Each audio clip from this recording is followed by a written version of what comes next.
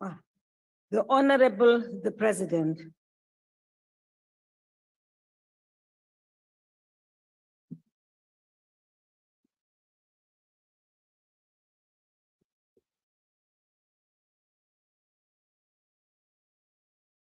Thank you, Honorable Speaker and honorable members. As I indicated in my reply to the State of the Nation address and debate on the 16th of February of this year, the Minister of Electricity, as I said, will be responsible for overseeing all aspects of the electricity crisis that we are going through.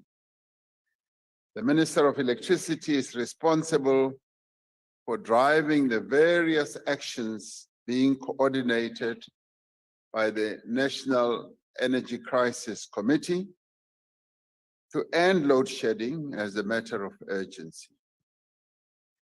As I said then, matters of energy policy remain the responsibility of the Minister of Mineral Resources and Energy. As for the issue of parliamentary oversight of energy policy matters, Parliament is required in terms of the Constitution and also its own rules to develop mechanisms to ensure that all executive organs of state in the national sphere of government are accountable to it and to maintain oversight of the exercise of the National Executive Authority. It is up to Parliament to decide how to exercise its oversight role with respect to matters within the jurisdiction of the Minister of Electricity. The Minister is overseeing the full and speedy implementation of the Energy Action Plan to ensure that the severity and the frequency of load shedding is reduced in the immediate term and brought to an end within the shortest possible time. Following his appointment, Minister Ramaphosa conducted a diagnostic assessment of Eskom's installed generation capacity, resulting in the identification of a set of critical interventions to maximize energy availability factor of the generation fleet. The ministry engaged a wide spectrum of stakeholders, including industry, various businesses, labor, original equipment manufacturers, and the diplomatic community, who have all pledged their support for strategic interventions to reduce the intensity and frequency of load shedding. The preoccupation of the minister is to improve the performance of the existing Eskom baseload fleet, maximize performance and output of peaking stations, and to reduce demand through an aggressive demand-side management program. This work is being undertaken alongside measures that are being put in place to sustainably and urgently increase the construction of new generation capacity, which is currently underway. The reforms that we have already implemented have resulted in a significant increase in investment in new generation projects, with many more in the pipeline and a number of others that are soon going to be put on acquisition and in the end will also be implemented. A great deal of work is being done in this regard, much as we are going through a challenging period with continued load shedding. I do believe that the end should be in sight soon, as all these efforts bear fruit, and fruit they will bear because we now have a very focused type of attention on precisely what needs to be done, cutting across what the management at ESCOM is doing, the board is doing, the minister is doing, and all the other relevant cooperating ministers, mineral and energy, as well as public enterprises. So all hands are on deck in as far as dealing with our electricity challenge is concerned. Thank you, Honorable Speaker. Thank you, Honorable President. The first supplementary question will be asked by the Honorable K.E. Makak. Thank you, Speaker. Thank you, Honorable President, for that comprehensive response. My follow-up question, while the Minister of Electricity was appointed with the view that he would expedite the government's response to load shedding and energy insecurity under the National State of Disaster on Electricity, which the government ultimately revoked following the legal action against its rationality, is the Minister of Electricity still empowered to fast-track the government's energy action plan in the absence of National State of Disaster on Electricity? And what is the Minister of Electricity's new approach to solve electricity crisis following the government's withdrawal of the National State of Disaster, given that load shedding is likely to reach stage 7 and 8 in this winter season? Thank you, President. The President. Thank you, Honorable Makaka. Thank you, Honorable Speaker. The Minister of Electricity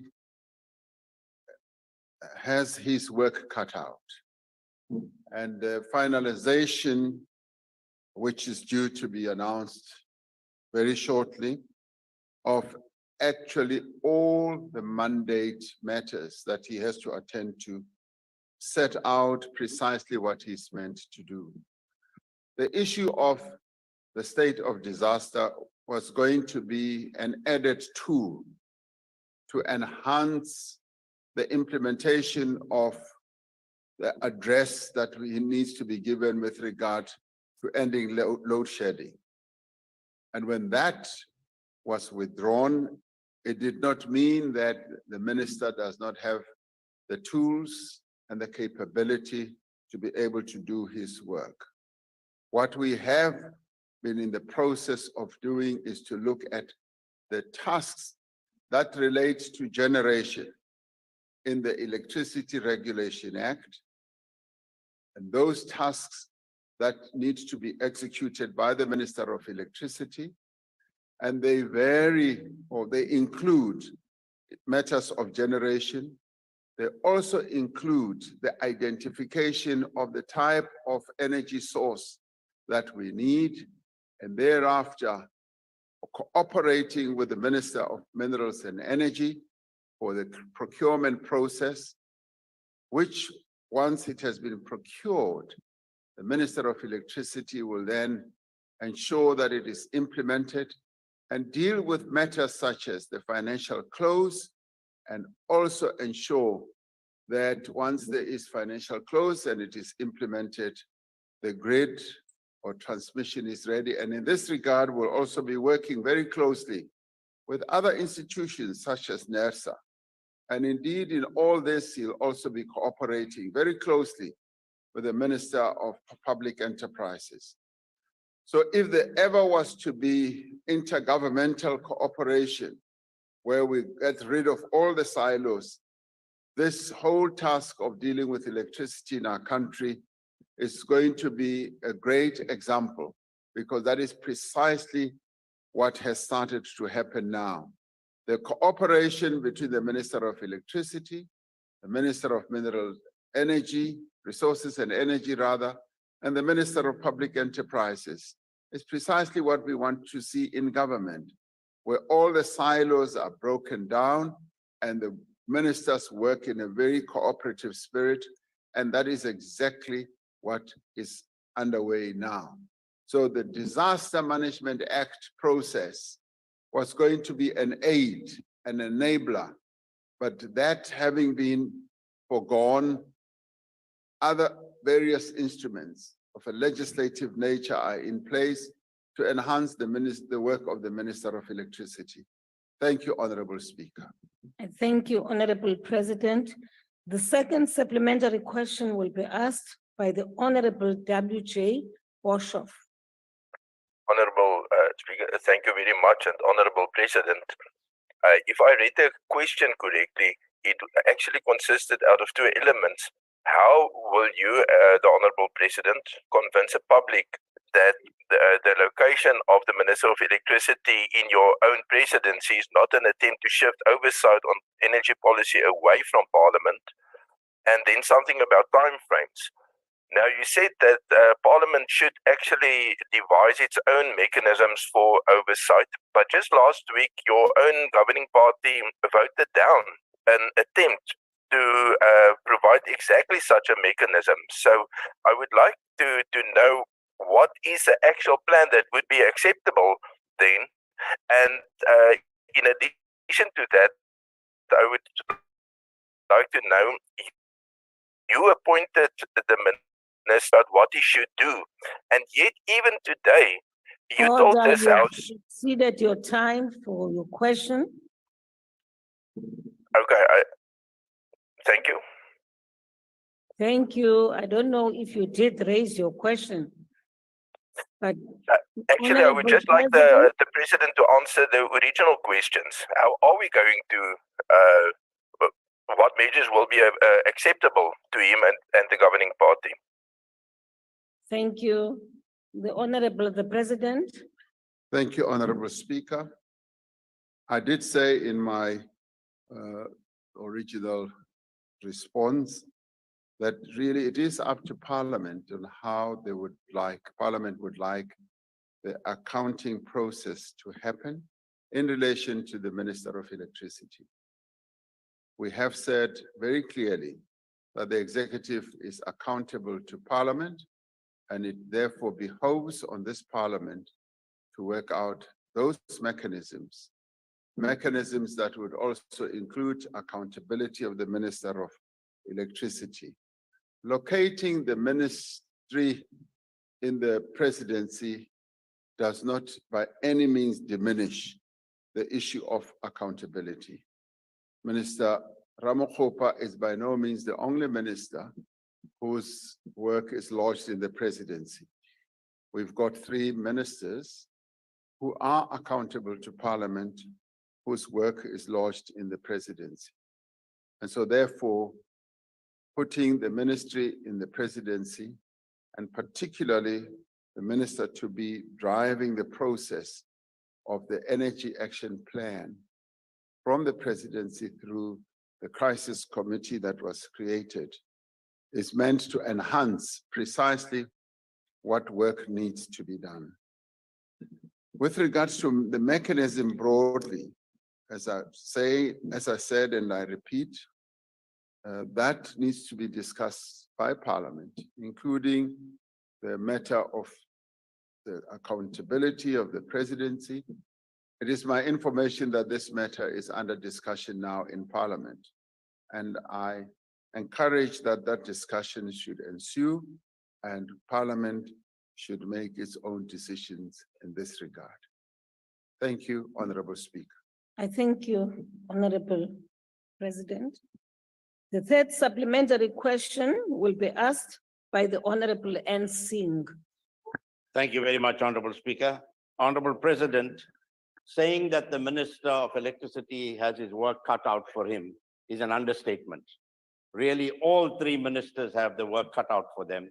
And I hope that work doesn't include them having serious differences in the cabinet room and not dealing with the matter at hand. I see they are shaking hands. But having said that, Honorable President, recently the North Gauteng High Court in a full bench held that all hospitals, clinics, schools, and police stations should be exempt from load shedding. And this is something you've said in the State of the Nation address. The Minister of Electricity said that. So I cannot understand how, Honorable President, that this decision of a full bench is being appealed by this government, given the fact that water is required by everybody in our land. And when electricity is not available, water pump stations don't work.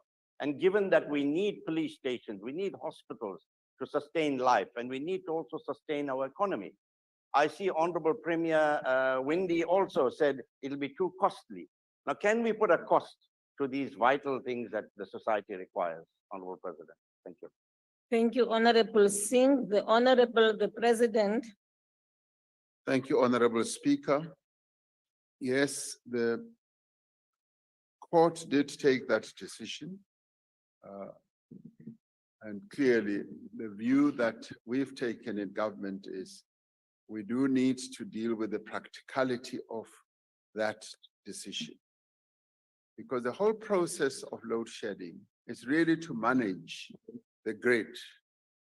Because when a number of units are not available to generate energy, you could be tempted to drive those remaining units, and you could drive them to a point of breakdown.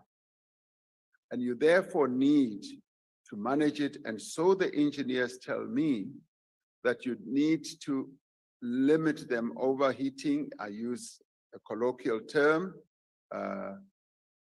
And if they were to overheat because you're driving them all at one go to generate the electricity at its maximum, then the grid could collapse.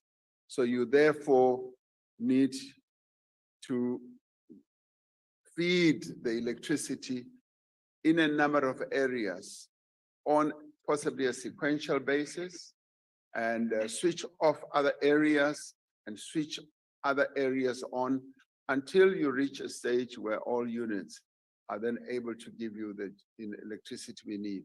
And this is possibly what maybe we don't all understand, because load shedding is the last resort.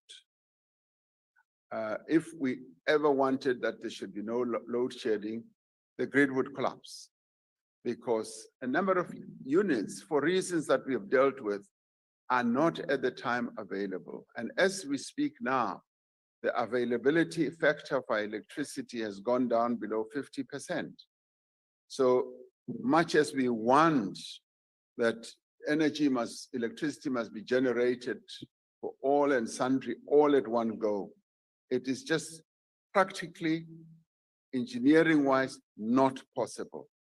And it is for this reason that government wants to shed light through this whole process on the impracticality of doing all that. And yet, the more practical way is to do your load shedding in sequence, where you are able to shed load for a number of areas. Ideally, I would personally want all those hospitals, schools to be exempt. But from an engineering point of view, I am told that it is practically impossible to do. So now we are faced with a court judgment and the impracticality of it all. So the process of then approaching the court through an appeal process is to bring to bear a better understanding, so that there can be understanding of the engineering aspects and the impracticality aspects of it all. And by the way, it is not being done in an arrogant way, in a way where we're trying to say second guess the court. It is actually being done to ensure that we save the grid, because otherwise it would collapse if we were to implement that judgment in full. I hope that makes it clear. Thank you. Thank you. Oh, by the way, let me add, Honorable Speaker, you alluded in the first part of your question that they've got their work cut out, and you are absolutely right. The ministers have their work cut out, each one of them. And as I said during State of the Nation, as well as I said during the reply to the debate, these three areas of work are all very critical to our electricity architecture. And I outlined precisely what each is doing. And now, as all of them face up to the challenges that lie ahead, they are finding that, in fact, they have to cooperate even more. And that is why there are no fights in cabinet. There is no turf war, which is being, bandied around in the media. They are cooperating well, and they know at what point they need to talk to each other to move things forward. So I'm very happy with the architecture that we've put in place. It is working, and it will continue to work. Believe you me. Thank you. Thank you, Honorable President. The last supplementary question will be asked by the Honorable W.M. Thring. Thank you, Honorable Speaker. Mr. President, the power crisis is devastating households and businesses, eroding the nation's economic growth prospects, disrupting power supply chains, and stoking inflation. Public anger is understandably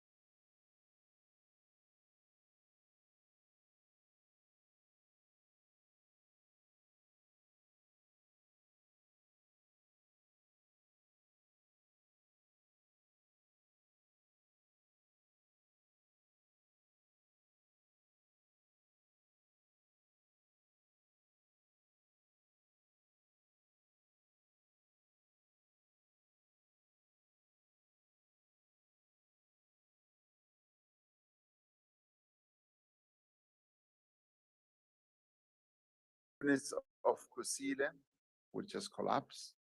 We hadn't foreseen that a number of others in other power stations, Creel and all that, would also collapse. That is something from an engineering point of view had not been foreseen.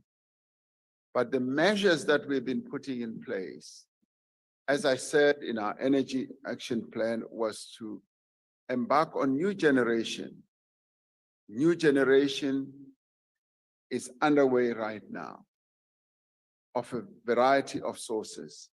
One of the things I also said in 2019, standing here in this parliament, actually it was in the State of the Nation, I said we needed emergency power. And we needed emergency power of some 3,000 megawatts, I said. And that process got underway. It has been stopped by interventions that are completely out of government's hands. Stopped by either various non-governmental organizations who've taken the process to court, environmental issues have been raised, and that is what has put the brakes on what I would call immediate emergency power that could have been brought to bear.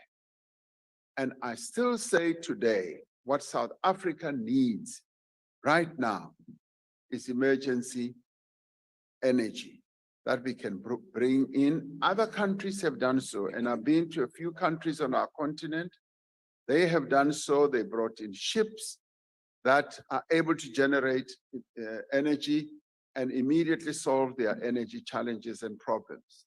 And I do believe that that is the way to go right now, to add those megawatts that we don't have, while we wait for the construction of the other renewable energy sources, as well as the revamping or the repair of our baseload coal-fired power stations that are being worked on after years of no maintenance. And part of our plan is also to work on demand management. Part of our plan is to also work on rooftop solar installations. Now, those are interventions that are going to help to reduce the pressure on the grid and add more energy sources to our electricity overall landscape.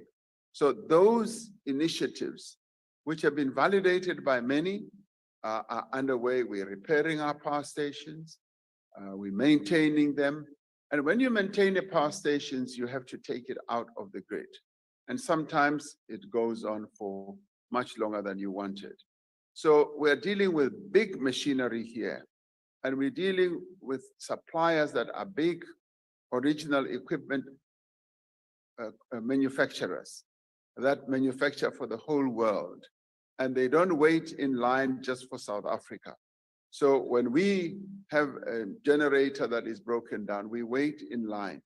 But the initiatives we are taking is that we will add other sources of energy, which we are doing. And soon there will be a further round of procurement that is going to add more megawatts. So all that is ongoing, and we aim, as this reaches fruition, to bring load shedding under control and to an end. And that is precisely what all these three ministers are doing. Ministers of Public Enterprises is dealing with the restructuring of Eskom, so that we have a transmission company, so that that transmission company is then able to put in investments in the transmission lines so that they can absorb new energy generation. Minister of Electricity focuses on generation, and Minister of Energy and Mineral Resources focuses on the policy, the procurement process, and all that. So that is the architecture that we've put in place. And we are not sleeping on the job, and we are hoping that all these efforts will lead to the solution that the people of South Africa want to see. Thank you very much. I thank you, Honorable the President. Honorable members, before I proceed to the next question, may I just make a plea that those who are raising supplementary questions, please avoid making long statements before you ask your question. I think I've been why? Because I've been very lenient and allowed you to go way beyond the time allocated for that. If we could avoid it, please, it will be better for all of us. Thank you very much, Honorable Member. Thank you. Question number 8 has been asked by the Honorable, the Leader of the Opposition. The Honorable the President. Honorable Speaker and honorable members, I've not been presented with any evidence of members of the cabinet or other senior government officials alleged to be involved in corruption at Eskom. Anyone who does have such evidence should provide that information to the relevant authorities so that a thorough investigation of all credible allegations can be conducted. There are institutions whose job it is to investigate these matters, as they have the legal mandate, they have the personnel, and they also have the capacity to be able to investigate all these matters. Significant progress has been made by law enforcement agencies. ESCOM and other relevant government departments have also made progress in addressing crime and corruption at the entity. Various measures have been taken by the Department of Public Enterprises and reported to Parliament regarding the implementation of the recommendations of the State Capture Commission. Coal supply agreements and construction contracts with a value of approximately 11 billion rand have been cancelled by ESCOM. ESCOM also initiated litigation that resulted in coal supply agreements to an approximate value of 3.7 billion being declared invalid. Further losses of approximately 10 billion rand to ESCOM were prevented by setting aside other coal supply agreements and constructors' contracts. ESCOM is pursuing claims with a value of approximately 4.8 billion against suppliers and former directors of ESCOM. The utility has recovered approximately 2 billion rand unlawfully paid by ESCOM to service providers. The Special Investigating Unit has referred some 5,464 matters to ESCOM for disciplinary proceedings against employees for their alleged failure to submit financial declarations, declare or get approval for doing work outside of ESCOM. There are pending criminal cases or referrals to the National Prosecuting Authority by law enforcement in at least 125 instances, and a further 65 referrals to the Asset Forfeiture Unit relating to ESCOM. At least 25 former senior executives at ESCOM have been included in a database of individuals dismissed for their involvement in state capture and corruption at ESCOM. All this demonstrates that government is proactively investigating and taking action against crime and corruption at ESCOM. The law enforcement agencies themselves will, in addition, continue to investigate any credible information that is provided to it, because that is their job and that is their specialty, and they have the capacity to do so. And as I've often said here, let us allow those institutions to do their work and to do it without any fear, favor, or prejudice. I thank you, Honorable Speaker. Thank you, Honorable the President. The first supplementary question will be asked by the Honorable the Leader of the Opposition. Thank you, Mr. President. And with respect, I think you're confusing criminal liability with political liability. We know, you know, and the rest of the country knows that it is ANC cadres who are responsible for the corruption at ESCOM. In your first State of the Nation address, Mr. President, you said, and I quote, "We will intervene decisively to stabilize SOE. The recent action we've taken at ESCOM to strengthen governance, root out corruption, and restore its financial position is just the beginning," end quote. On the 4th of June last year, the then CEO informed the police and state security officials that members of your cabinet are involved in the corrupt cartels at ESCOM. And these are serious allegations. On the 5th of July, he informed Minister Godon and your NSA, Minister Mufamadi, about these ministers who are involved in corruption.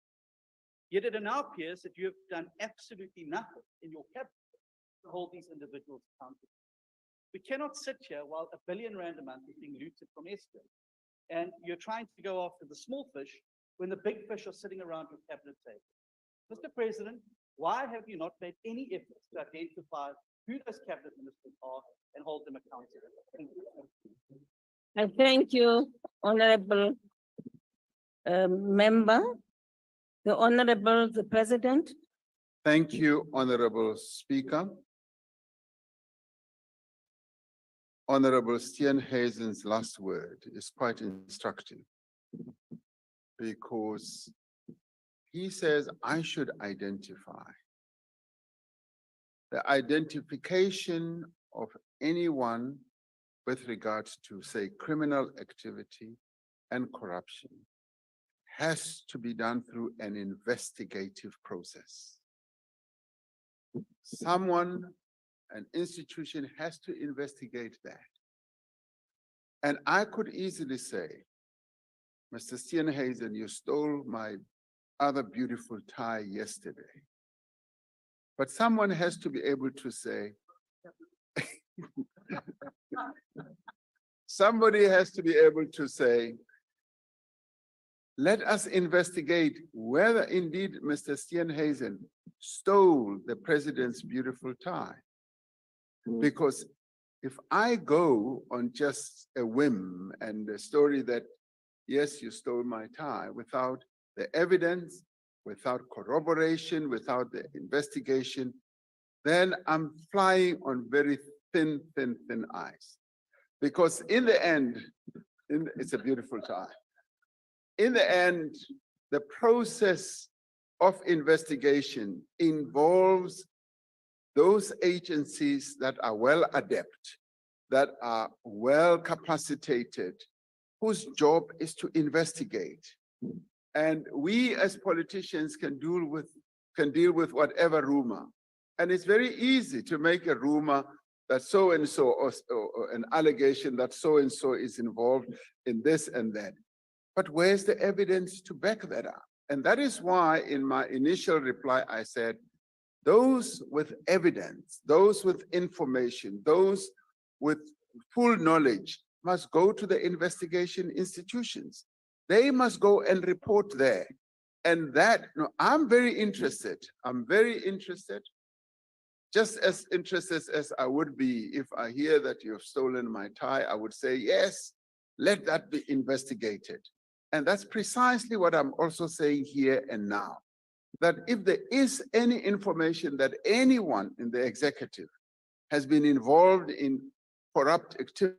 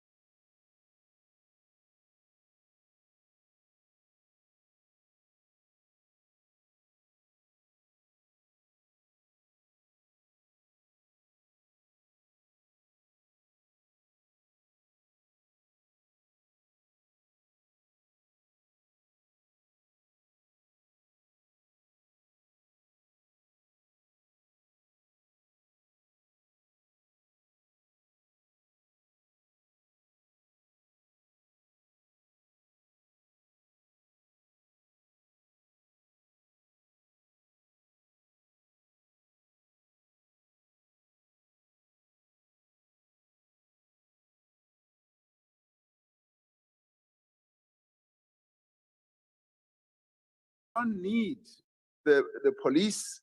The president is the policeman himself. Then it means that we don't need criminal investigations because the president is the criminal investigator himself. And we cannot run a banana republic in South Africa over things like that. We cannot. That we will never do.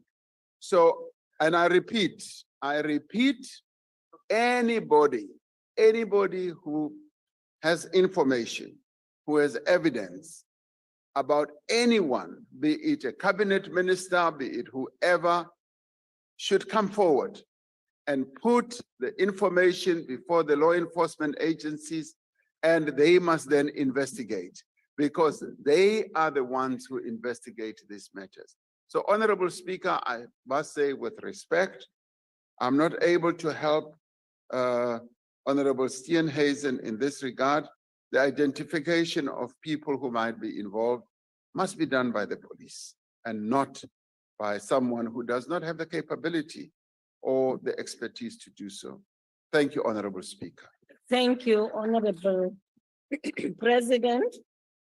The second supplementary question will be asked by the Honorable JCN Mkhwanazi.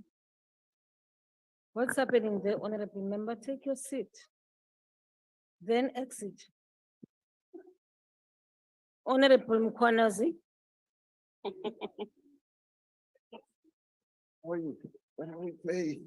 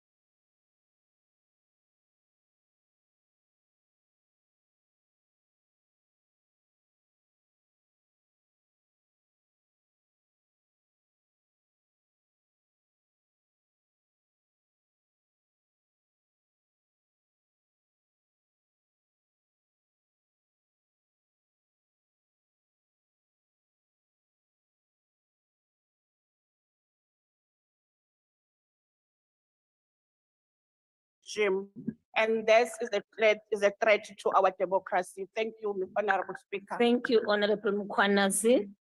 The Honorable the President. Yes, Honorable Speaker, thank you. Yes, Honorable Mkhwanazi, yes, the corruption and the malfeasance that has been going on in Eskom has always been a matter of concern to us.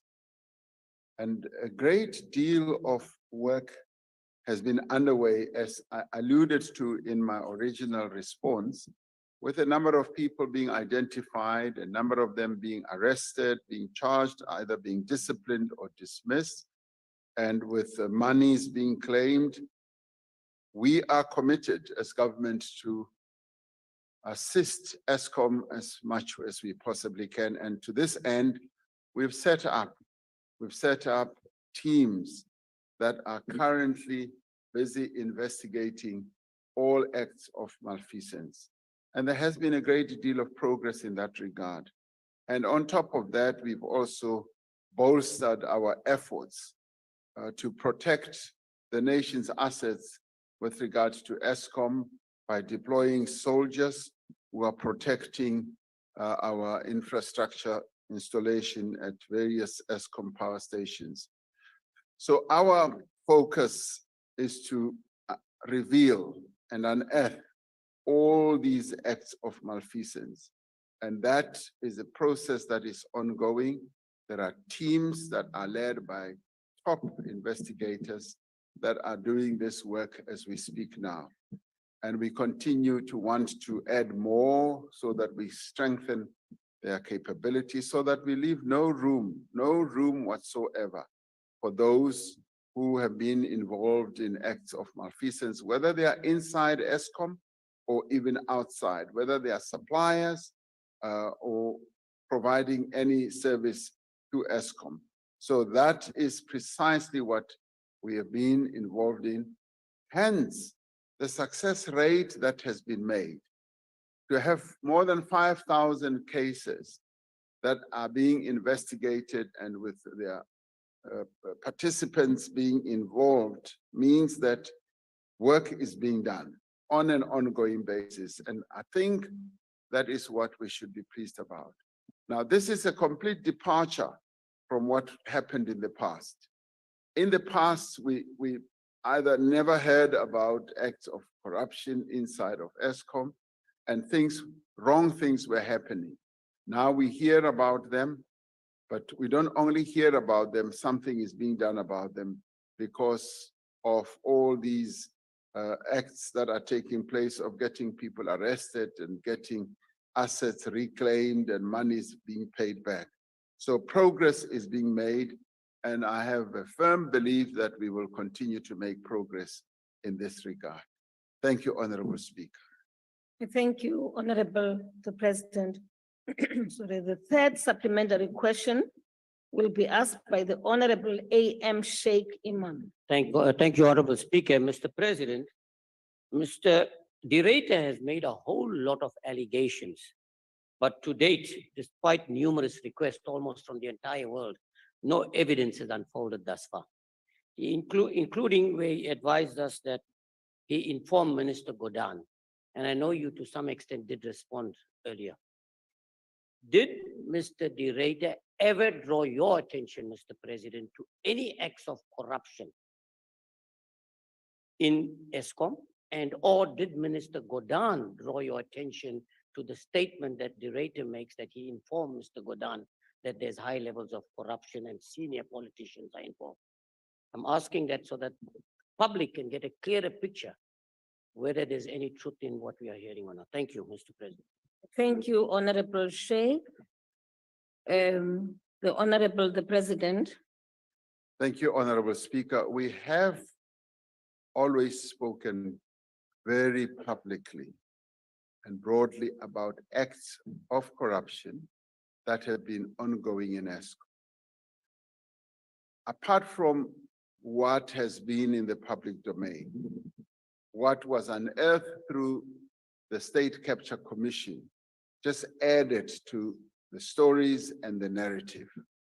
So that whole process of the aura of, if one can call it aura, or the narrative of corruption has been known from whole contracts to a whole range, but never was information ever put about the personalities that are involved.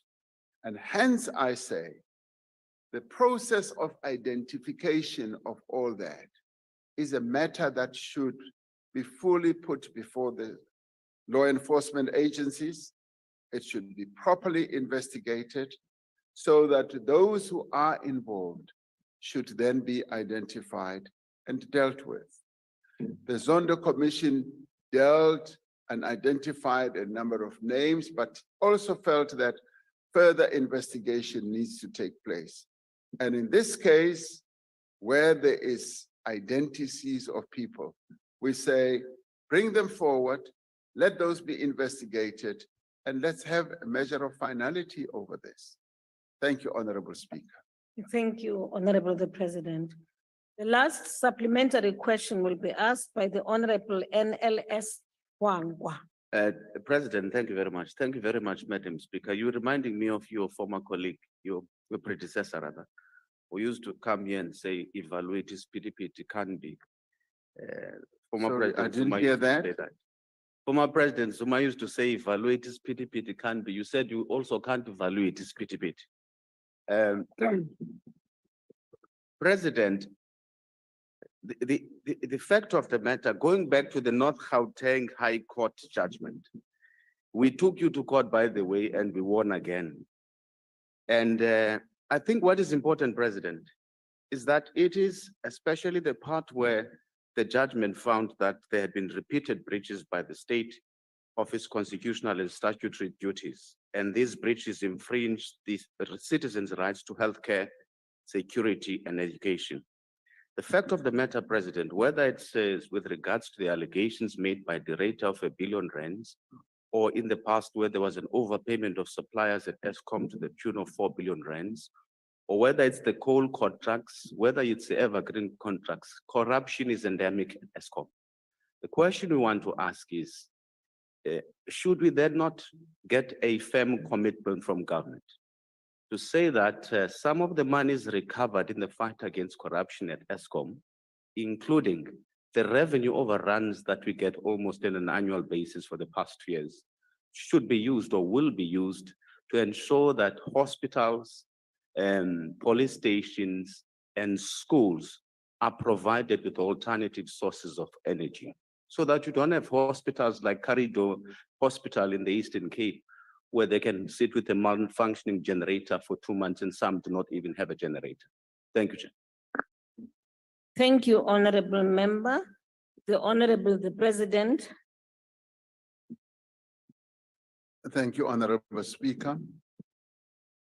I did not speak about his pity.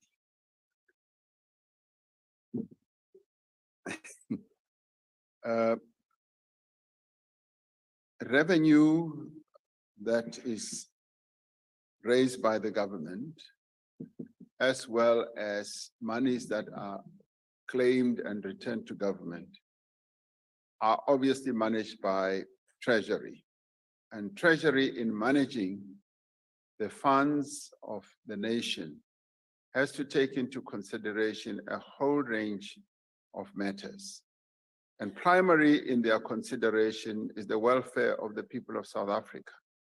How best that money can be utilized and deployed. And they, in doing so, will look at various balancing acts that they need to embark upon. The issue of, say, alternative power sources for hospitals, for schools, and a whole range of other places, including places where food is manufactured, are matters that have to be decided on a case-by-case basis.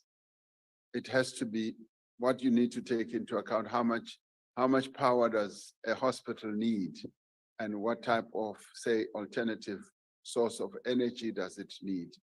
And that is why we say it cannot be a one-size-fits-all, just a whole scale right across the board. Because if you were to do so, then you would be inadvertently causing enormous problems for the entire grid of the country by trying to solve one particular problem. So one needs to always think about the consequences of each action that we take. And so therefore, in the end, in managing the, say, if you like, for lack of a better word, the allocation of the energy that should be managed by an ESCOM through their energy management center, they look at all that, how much energy should be allocated to this region. And when they do so, they also look at special areas like hospitals and a number of areas like that. So matter of how the fiscus would be able to distribute that, the overruns, as well as distributing monies claimed. I would not be able to respond to that because it is a money management matter that has to be managed by the Treasury themselves. And as I said, they take a whole number of consideration into account. But maybe a good thought that should be thought about. But you will find that all that has a number of other needs. If there ever is, an overrun of revenue, they will tell you that we already have an allocated area where the money should be deployed. But thank you very much for raising that. I thank you, the President. Question number 9 has been asked by the Honorable KRJ Mishwe. The President. Honorable Speaker and honorable members, the pledges made by the International Partners Group, comprising of the United States of America, the United Kingdom, France, Germany, and the European Union to support South Africa's just energy transition with around $8.5 billion in financing is on track. In 2022, South Africa formulated the Just Energy Transition Investment Plan, which sets out the scale of investment needed to meet the country's international carbon emissions reduction commitments. The pledges made by the International Partners Group towards this investment are contained in this investment plan that was presented here and published. These pledges consist of a combination of concessional, grants, as well as commercial loans and guarantees as well. Work is underway to have these funds properly deployed. Financing under the Just Energy Transition Investment Plan will not be used for investment in coal-fired power stations. International climate financing is for investments that transition economies away from the use of fossil fuels.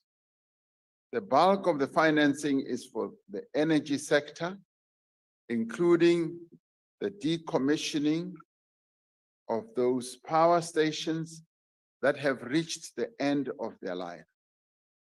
It is also for repurposing and repowering of identified coal power stations in line with South Africa's decommissioning schedule. It also includes support for new generation capacity, investments in the transmission grid, and strengthening the distribution network. Importantly, funds have been allocated to just transition interventions that will support vulnerable workers, reskill, train, and provide new diversified economic opportunities and jobs for workers and communities affected by the transition. Now, a number of role players are in the course of dotting the I's, crossing the T's in relation to all this. And a number of interventions are now underway to ensure that this plan is actualized. I thank you, Honorable Speaker. Thank you, Honorable the President. The first supplementary question will be asked by the Honorable K.R.J. Mishwe. Thank you, Honorable Speaker. Honorable President, a number of European countries are buying coal from South Africa, while we lack coal that is clean and that can be used to power our generators. And there are some that have postponed their scheduled closures of their coal power plants.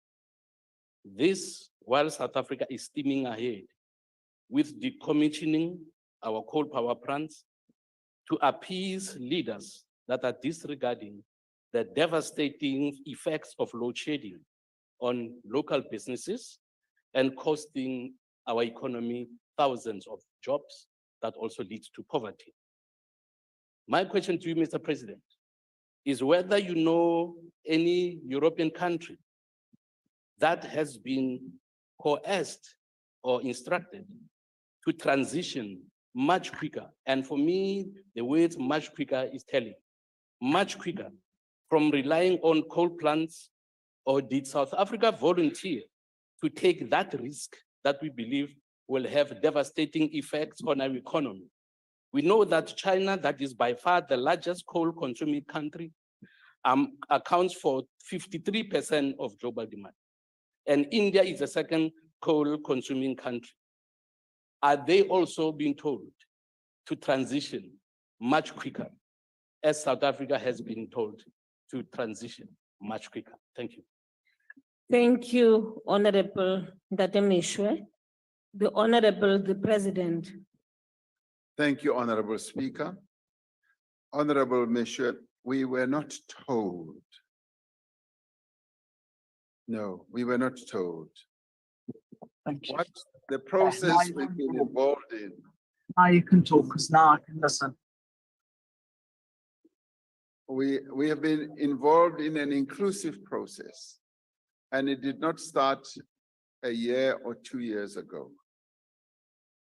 We are a participant in various international initiatives, starting from the United Nations, culminating in the various conference of parties, COPs, started with COP 20, 21, 26, and all that. Of our own volition, we then said as a nation, climate change is a reality, and we see its devastating impact. We, like other nations, have to make our own decision and contribution to ensuring that we lower climate change. And we came out with our own national determination. Even before I set up the Presidential Climate Commission, processes were underway, led by a variety of South Africans as well, non-governmental organizations, and even this whole parliament was also in the various committees involved in discussions. But let me tell you another concern. We are the biggest emitter on the continent. We are obviously the biggest and the most industrialized nation, but we are the biggest emitter.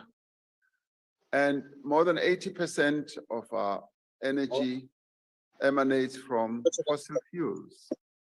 So as we emit all these fumes. Honorable Volmarans, will you mute your system? Proceed, Honorable President. Thank you very much. Honorable Mishwe, 2-3 weeks ago, I had the occasion to listen to experts at the Presidential Climate Change Commission.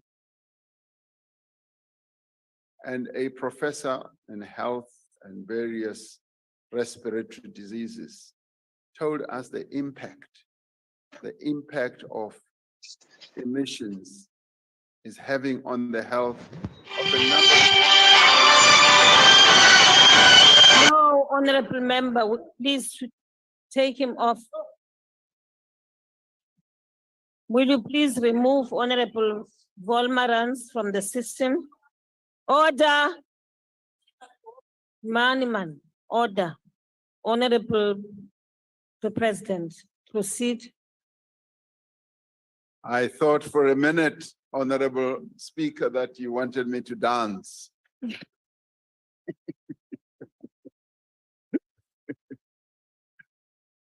So this professor was telling us about the impact of the emissions and the way they are affecting the health of South Africans. And that in many ways brought home the message about climate change and our contribution.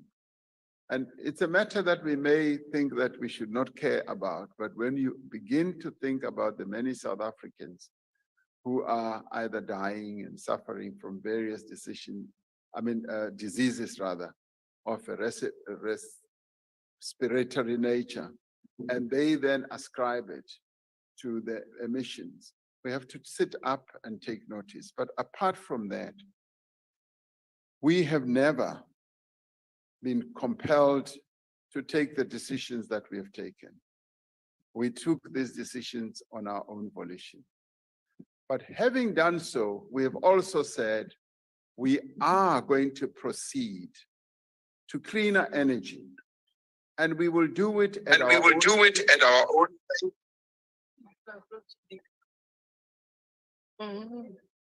That we will do it at our own pace and at our own time. What we've also said now recently, and this has been starkly put forward to us by Minister Ramaphosa, who in his very good diagnostic work, having gone to all our power stations, came up with a very clear message that the process of installing the renewables that we are working on is going to take quite a longish time. And in the course of doing so, we should also look at the timetable of the decommissioning process. And Honorable Misha, decommissioning is something that we cannot run away from, because power stations have a life cycle. There is no power station that will go on for 50 years and 100 years. Even the one that you think can go on beyond 50 years, you have to keep on repairing it, and the cost of repairing that power station may in the end be much bigger than the cost of getting renewables. And as it ages, its capability and ability to generate power starts decreasing. And we are saying the timetable and the schedule for doing so has to be relooked.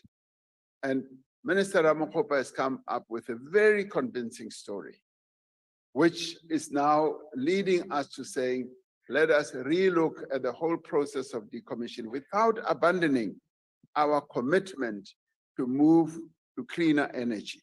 So we have to do both in tandem, and nobody is forcing us to speed up the process, because when these power stations age, Honorable Meshwe, they age and they become, it's like an old car. An old car becomes a guzzler, like old people. becomes a guzzler, and it becomes more and more difficult for you to operate it. So nobody is compelling us to speed up that process, and we are saying we are taking our own conditions and circumstances into account. And even those partners, we are making it very clear to them that in the end, the jet plan has to take into account our own situation. And we've got to secure our energy security throughout that whole process. So we will do what we as South Africans have to do. What they do in Europe, Honorable Meshwe, is their business. We look at ourselves. Because we are a sovereign nation, we must look at our own interests, not at the interests of Europe and other countries. Thank you very much. Thank you, Honorable the President. The second supplementary question will be asked by the Honorable N. Gancho. Thank you, Honorable Speaker. Honorable President, it is evident that our government is committed to just energy transition and ensuring that no one is left behind. And this can be seen in the work being done by the Presidential Climate Change Commission. Given the high cost of transitioning from coal to clean energy sources and the need to ensure that our country meets our goals of net zero emissions by 2030 in terms of our nationally determined contribution. Mr. President, what are the challenges that government faces in terms of ensuring that the energy transition does not impact negatively on our economy, and that the interests of all relevant stakeholders are taken into account? Thank you, Honorable Speaker. Thank you, Honorable Gancho. The Honorable the President. Thank you, Honorable Speaker. Honorable Gancho, thank you very much for that question, because what you are raising is precisely what the Presidential Climate Change Commission is working on. And it is doing it in quite an admirable way, in that it is consulting with various stakeholders throughout our country, but they've also focused on areas that have many of our coal mines and power stations. And we have insisted that they must consult in a broad and thorough manner. They've got labor involved, they've got community-based organizations, and many other organizations that deal with the lives of our people, including business. And in doing so, we are guided by one principle, that as we transit from fossil fuels to cleaner energy and move towards our national determined contribution by 2030, as we have said, we leave no one behind. But we've also made it clear that, for instance, and I've made it very clear to even global leaders, I've said we've just built 2 mega power stations and spent a great deal of money in building those. They are the newest fleet that one could say there is in the world. And we are not going to be just shutting down Kusile and Medupi. We are going to proceed towards clean energy whilst taking into account, as I said earlier, our own circumstances. And those circumstances have to deal with how do we transit? Are we going to leave certain people behind? Are we going to leave, a landscape that's filled with workers who have lost their jobs, either in coal mines or power stations? Or are we going to have a just transition? And we've argued that we are committed to a just transition. And a just transition should mean that everyone is involved right across the board. But the other important thing that we need to look at is how through this process we can create new industries. We can create hydrogen jobs. We can create clean energy aligned jobs. And those are areas that we want to exploit so that we leave no one behind. Other countries have done so. When the Prime Minister of Spain was here, he explained fully to me the process that they went through, how they were able to migrate from, yes, closing some of their coal mines, but at the same time creating jobs in the same areas and also creating more jobs. And that is what we aspire to do. And that is the journey that we want to take. And the slogan, leave no one behind, is very important to us. And that is the way we are headed. Thank you, Honorable Speaker. I thank you, the Honorable the President. The third supplementary question will be asked by the Honorable, the Leader of the Opposition. Thank you very much, Madam Speaker. Mr. President, the $8.5 billion can really get us out of our energy crisis. And it can be a giant leap forward for our country. And the Western Cape is showing very clearly how it can be done. We're moving fast to get people out of the dark. We're building battery storage capacity, enabling the generation of renewable energy, incentivizing rooftop solar and other small scale generation. So while the DA embraces a clean energy future, the ANC is clinging to the dirty coal of the past. And the reason for this is because, as Minister Godon put it, the cadres have to eat. Mr. President, from your previous response to my question, you showed clearly that you seem to have given up on fighting corruption in your own cabinet. And the ANC resists the transition to clean energy because the ANC feeds off it. And Mr. President, Mr. De Ruyter reported the allegations to the police and the Secret Service a year ago. Nothing has been done. Question, Honorable Member, please. Mr. President. Order, order, order. Surely as a president, you should be less worried about your stolen neckties and more worried about the ties that your cabinet ministers have to cartels that are stealing from the people of South Africa. I thank you, Honorable, the Leader of the Opposition, the Honorable, the President. Honorable Speaker, I didn't decipher a question from what Honorable Steenhuisen was saying.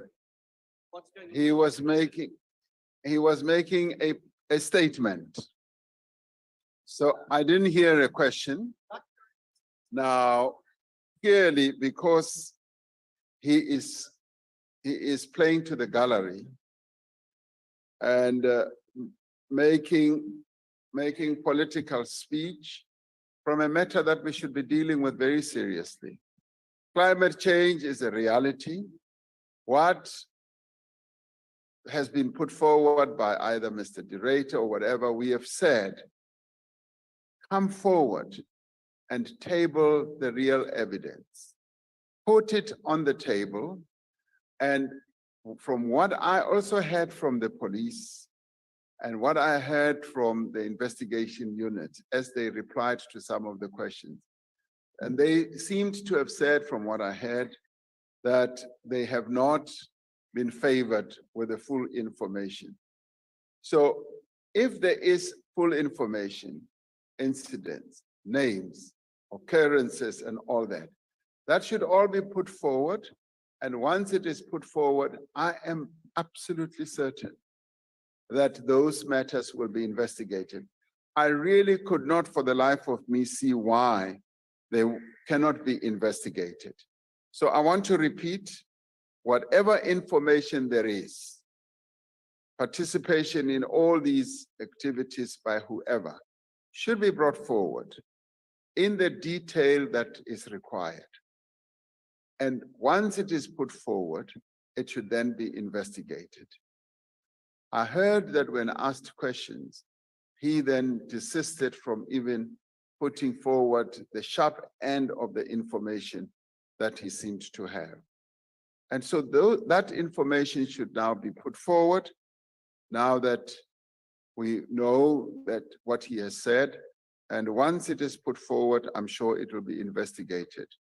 I have said that we cannot deal with innuendo. We cannot deal with those types of rumors without full evidence and information. Let us be an evidence-based type of institution and deal with it, and thereafter we will then arrive at the truth. So if we want truth, come forward with information and it will be dealt with on that basis. Thank you very much, Honorable Speaker. I thank you, Honorable the President. The last supplementary question will be asked by the Honorable B.N. Heron. Thank you, Madam Speaker. Honorable President, one of the three pillars of the Just Energy Transition Program is the coal to renewable energy shift, the creating of green jobs, and the reskilling of workers in the energy sector. In recent weeks, we've heard comments and conflicting comments from government around the future of coal plants and the extension of their lifespan. So while you indicated in response to the first question that the ministers in the energy space are working in a cooperative spirit, it doesn't appear that there's a lot of coherence around the implementation of the JET-P. Mr. President, what would be the consequences if we fail to fulfill our obligations in terms of the JET-P agreement? Thank you.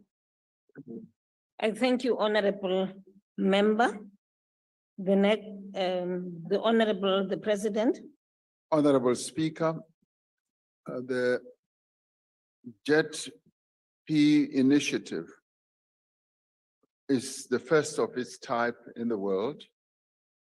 As we speak now, a number of other countries and developing economy countries like us are negotiating their own.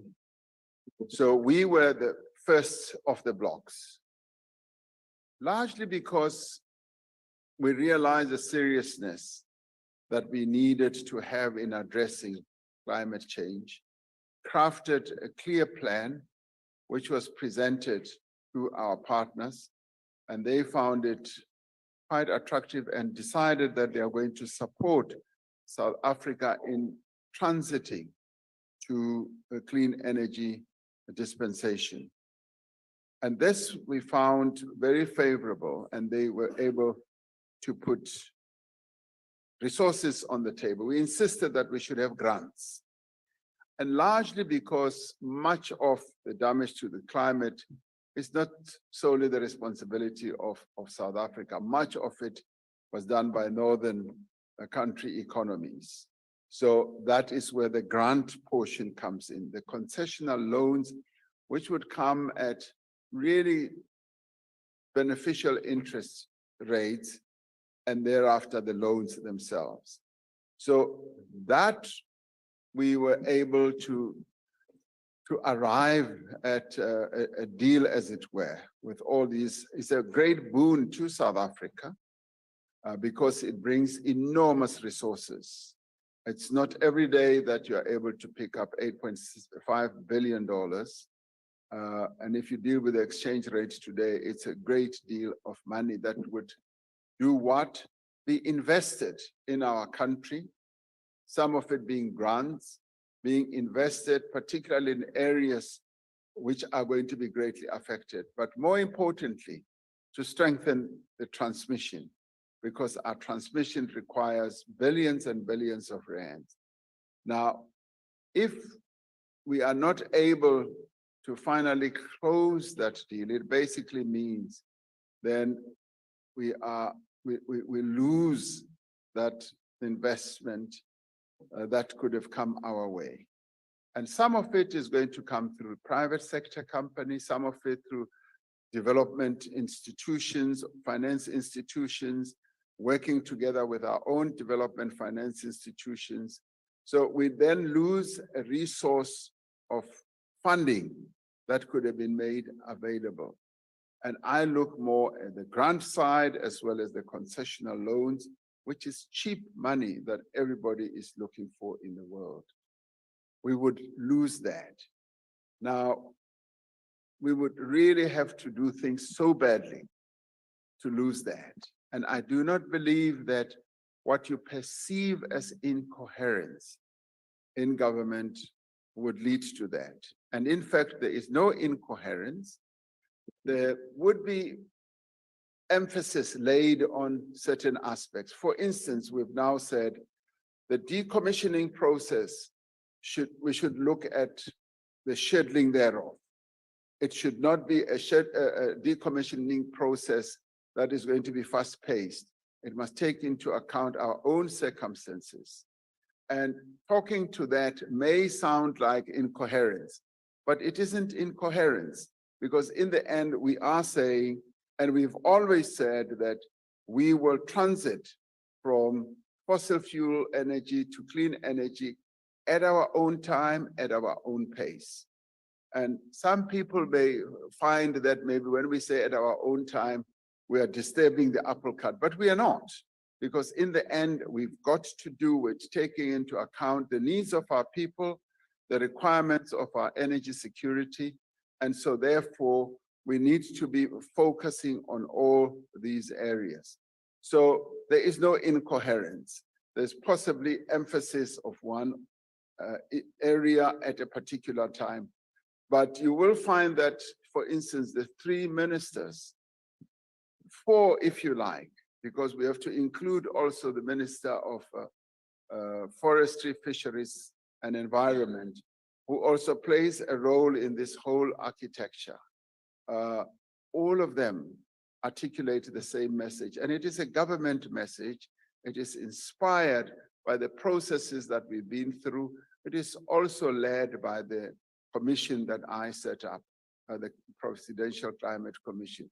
So we are singing to the same hymn book, and there is no incoherence. And going forward, we will be hearing the harmony of the music that we will be playing, instrument after instrument. And if you listen carefully, there will be bass, there will be a bugle, there will be a piano, and there will be a trumpet as well. So that will be wonderful music as we transit to renewable energy. Thank you very much. Thank you, Honorable the President.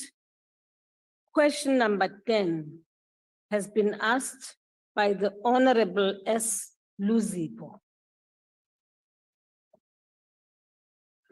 Honorable the President. Honorable Speaker and honorable members, investment in geology is important for supporting development.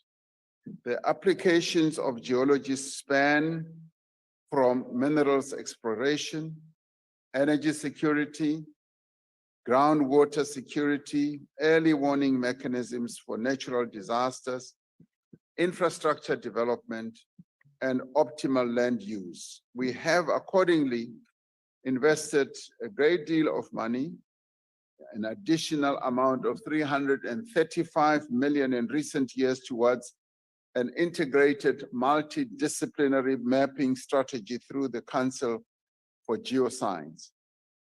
An additional 813 million has been allocated towards furthering this development in the current medium-term cycle.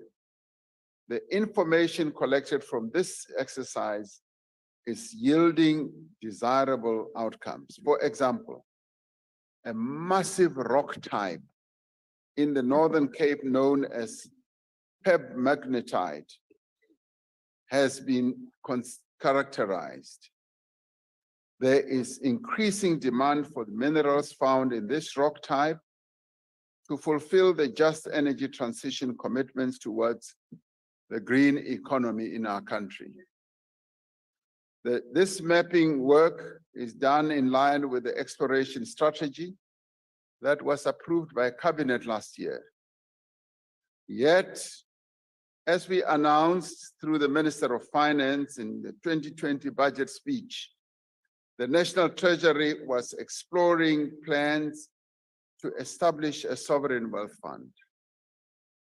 It was envisaged that this wealth fund would provide an important tool for saving and investing in future generations, as well as to have the potential to strengthen our country's fiscal framework. The National Treasury intended to explore a variety of possible funding sources, such as the proceeds of spectrum allocation, petroleum, gas, and minerals, the sale of non-core state assets, future fiscal surpluses and savings. However, the outbreak of COVID-19 shortly after the 2020 budget meant that government had to reassess its priorities. Due to the impact of the pandemic on the economy and the need for government to provide enormous relief measures, the country has been running substantial fiscal deficits. Since the 2023 budget statement, the economy has had an uncertain outlook.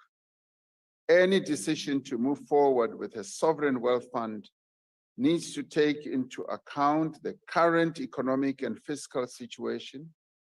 The establishment of a sovereign wealth fund should be considered when fiscally affordable. And this is what many other countries have done in the past. Thank you, Honorable Speaker. I thank you, the Honorable the President. The first supplementary question will be asked by the Honorable S. Luzipo.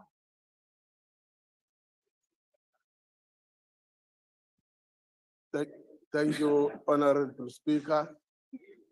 Thank you, Honorable President, with the most informed answer. The Council for Geoscience has not only established a footprint in the African continent, but also at a global level as far as mineral exploitation is concerned. In August, South Africa will be hosting the BRICS Summit.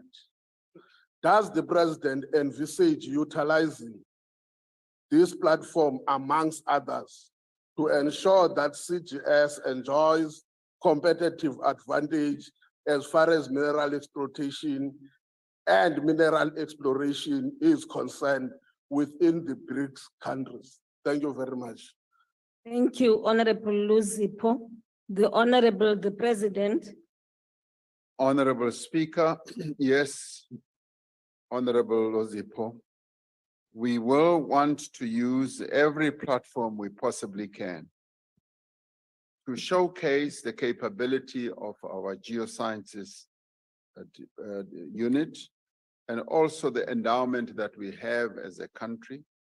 And we do so on an annual basis at the Mining Indaba, at which our Minister of Mineral Resources and Energy participates actively, bringing together many African countries who've been participating. This year, we had some 9,000 delegates, more than at any other time. And at that moment, we are then able to showcase what South Africa has to offer.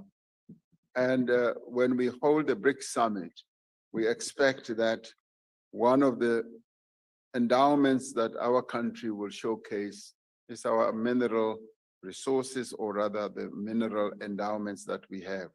But more importantly, because coming together of a BRICS Summit will also bring a number of African countries through the outreach program we've got as BRICS. And many of those will also want to showcase what they have to offer as African countries, and many of them have their mineral wealth, mineral endowments to offer. And this gives us great opportunities for cooperation and working together with them.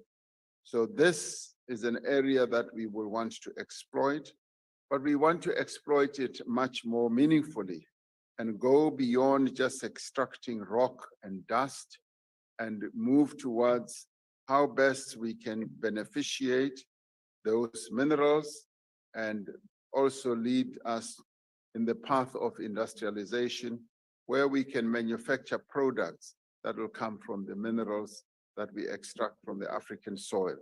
So great opportunities will open for us, and they do not only start through geosciences, they extend towards industrialization as well. So thank you very much for raising that, because it gives us a clear window of the opportunities that lie ahead. Thank you, Honorable Speaker. Thank you. I thank you, Honorable the President. The second supplementary question will be asked by the Honorable, the Leader of the Opposition.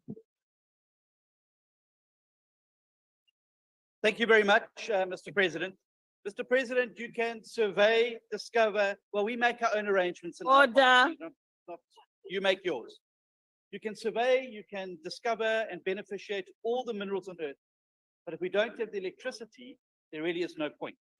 And in this single question on the order paper today, we can define the problem.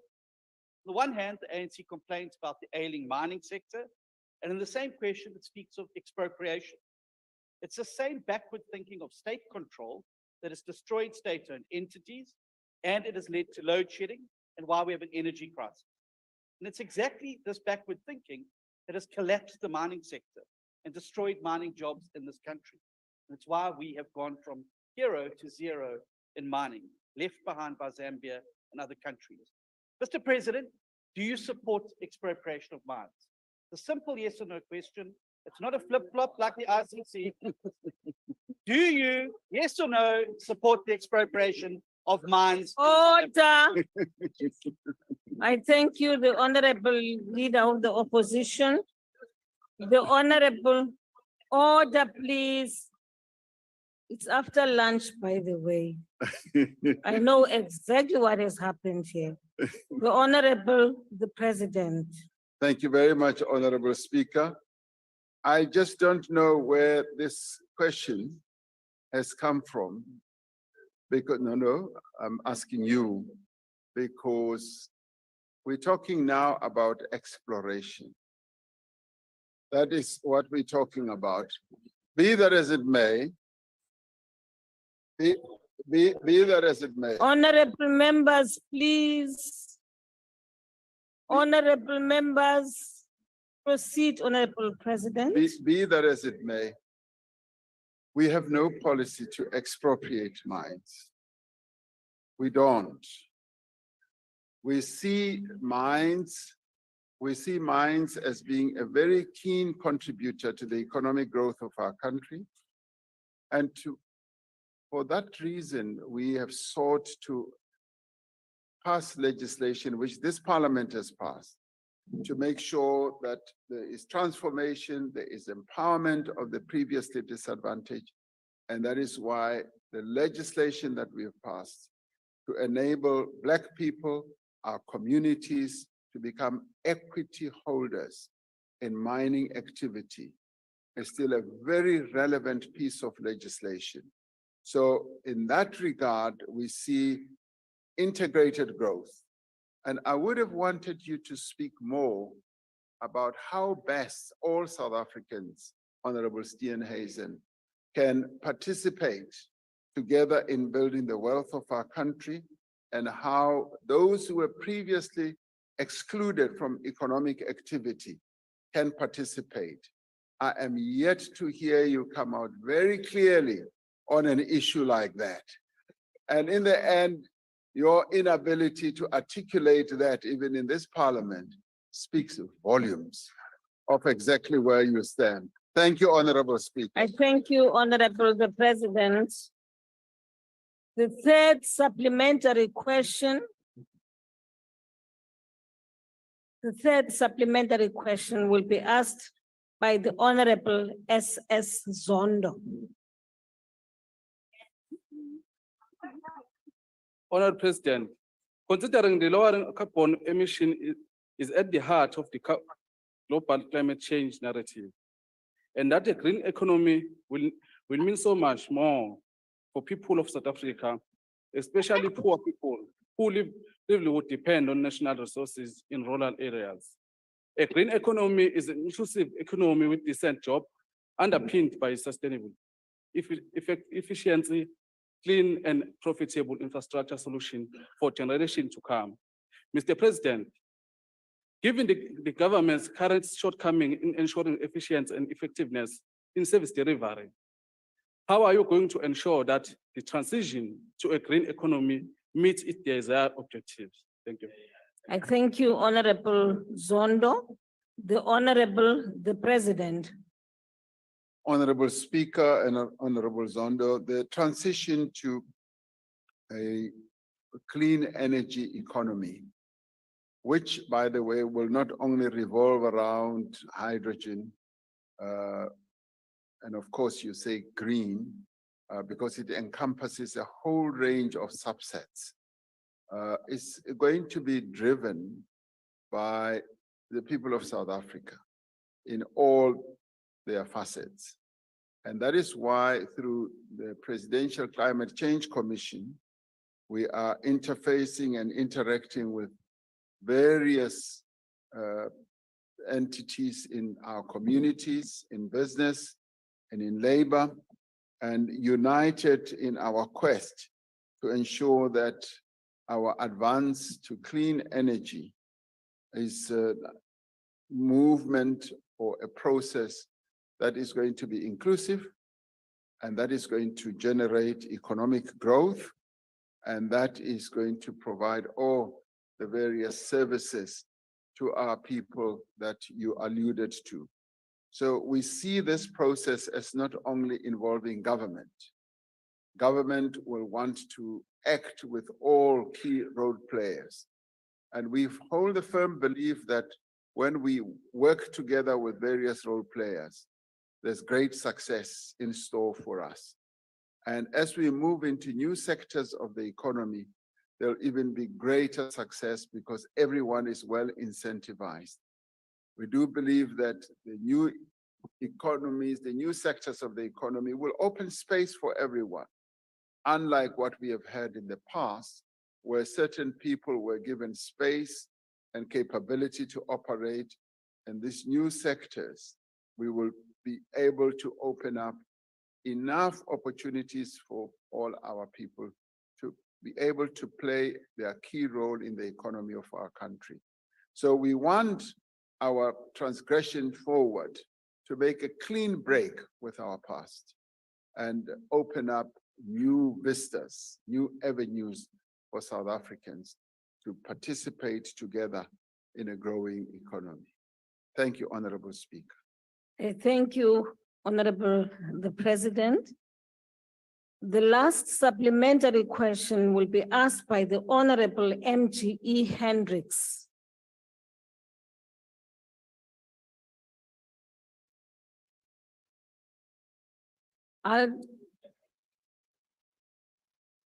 Honorable, all right. Honorable Hendricks Al-Jamaa. Thank you very much, Honorable Chair. Honorable Chair, Al-Jamaa supports the boosting the sovereign fund as suggested by Honorable Luzipo in his question.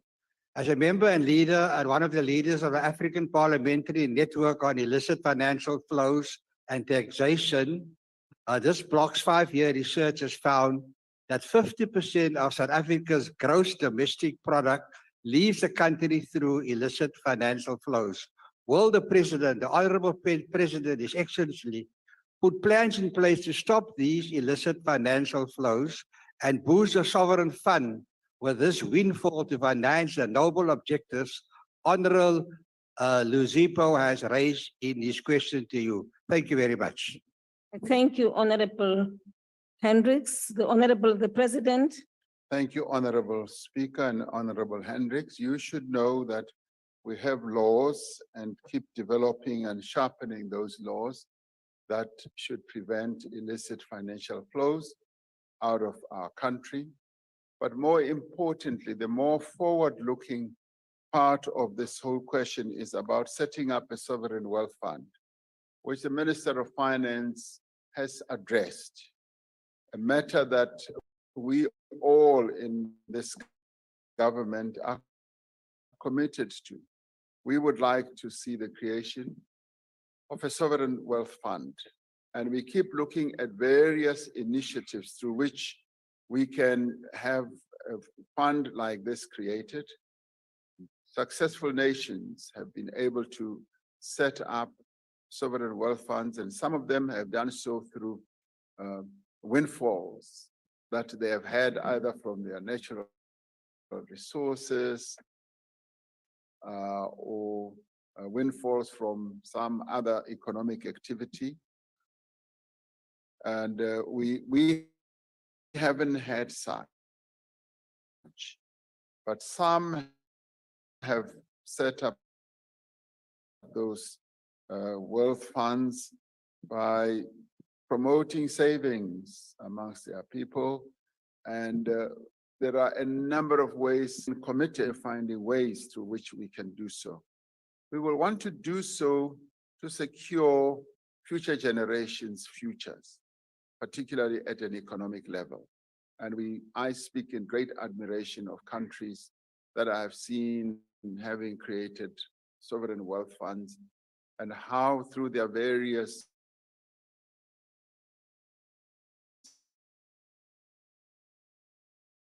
enterprises or through other forms of gathering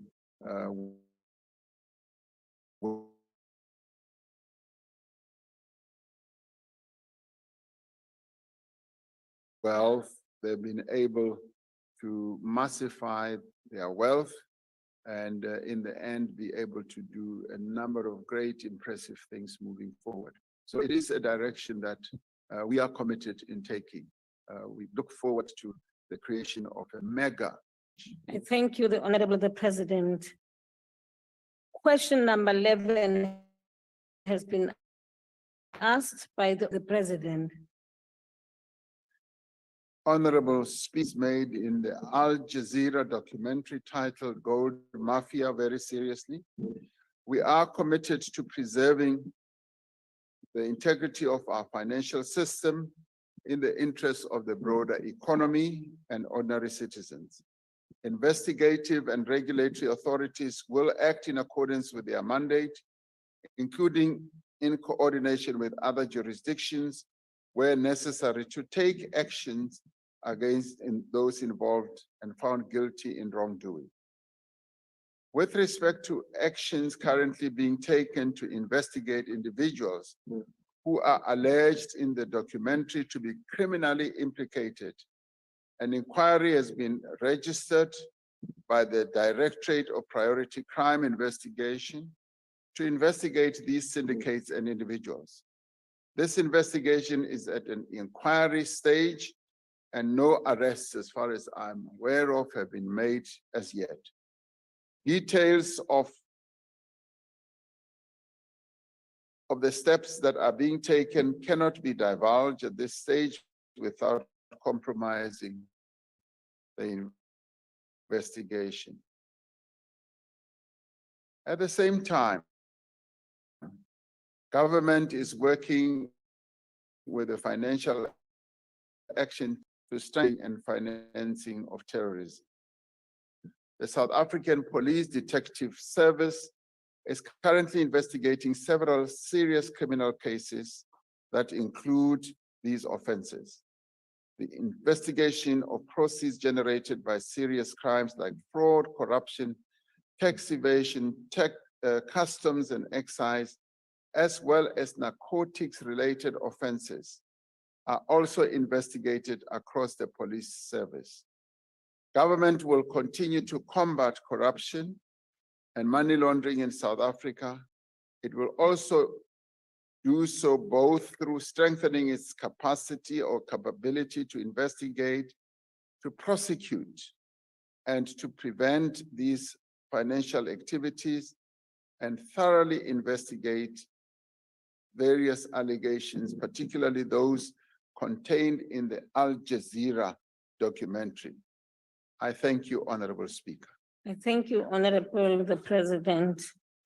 The first supplementary question will be asked by the Honorable B.N. Heron. Thank you, Madam Speaker, and thank you, Mr. President. Mr. President, at the recent 2023 South African Investor Conference, you addressed an audience of global representatives. I wasn't present during this conference, but I understand that South Africa's recent grey listing was a matter that you addressed extensively with the audience, assuring them that the idea of South Africa being a hub for fraud, corruption, and money laundering was not a true reflection of our country, and that we were working methodically and urgently to address and resolve our grey listing. And then we have this extraordinary story told by Al Jazeera and uncovered by the investigative unit, which basically concludes that none of the activities that were reported on would have been possible without the involvement of the banking systems of South Africa and Zimbabwe. The story tells us how smugglers pay off South African bank officials to launder unaccounted for cash. And that in South Africa, the story concludes that a cigarette mogul and his money laundering partner were able to bribe officials at ABSA, Standard Bank, and Sasfin Bank to help them park dirty money and then move it from South Africa to a host of front companies across the world.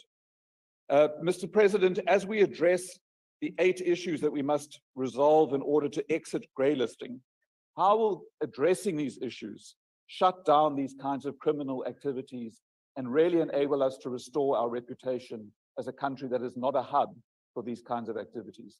Thank you. Thank you, Honorable Heron. The Honorable the President. Thank you, Honorable Speaker. I guess the progress that we have made is often not really looked at, because we had many issues that we had to address with regards to this whole process, and we now only left with 8. And those 8, in my view, are within reach. They should be matters that we can resolve fairly quickly. Of course, these matters take time to have a resolution. I'm confident that working through the various institutions that we have, and particularly the very cooperative way in which our institutions now work through the Fusion Center, we should be able to address these. The commitment is there right across our criminal justice fighting institutions to address these, and I'm confident that when we have addressed these, we should be able to avoid the types of mishaps that even the banking sector got involved in, as reported through Al Jazeera. And the fact that those investigations are underway should actually hearten us, because in the end, the rule of law must take its own course and it must apply.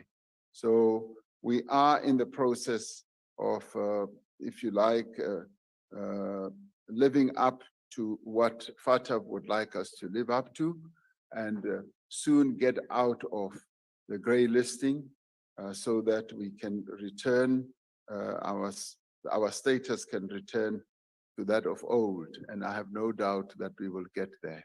Thank you, Honorable Speaker. I thank you, Honorable the President. The second supplementary question will be asked by the Honorable B.P. Mabe. Thank you very much, Honorable Speaker. Mr. President, the documentary exposed that illegal mining is not only happening in South Africa, and therefore it's not only a South African problem, but a continental problem which robs countries of their deserved income and opportunities for growth.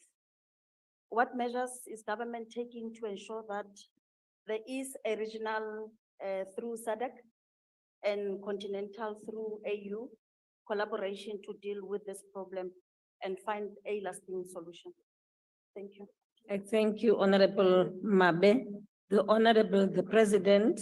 Honorable Speaker, Honorable Mabe, yes, illegal mining activities are not only South African activity, they run right across the continent.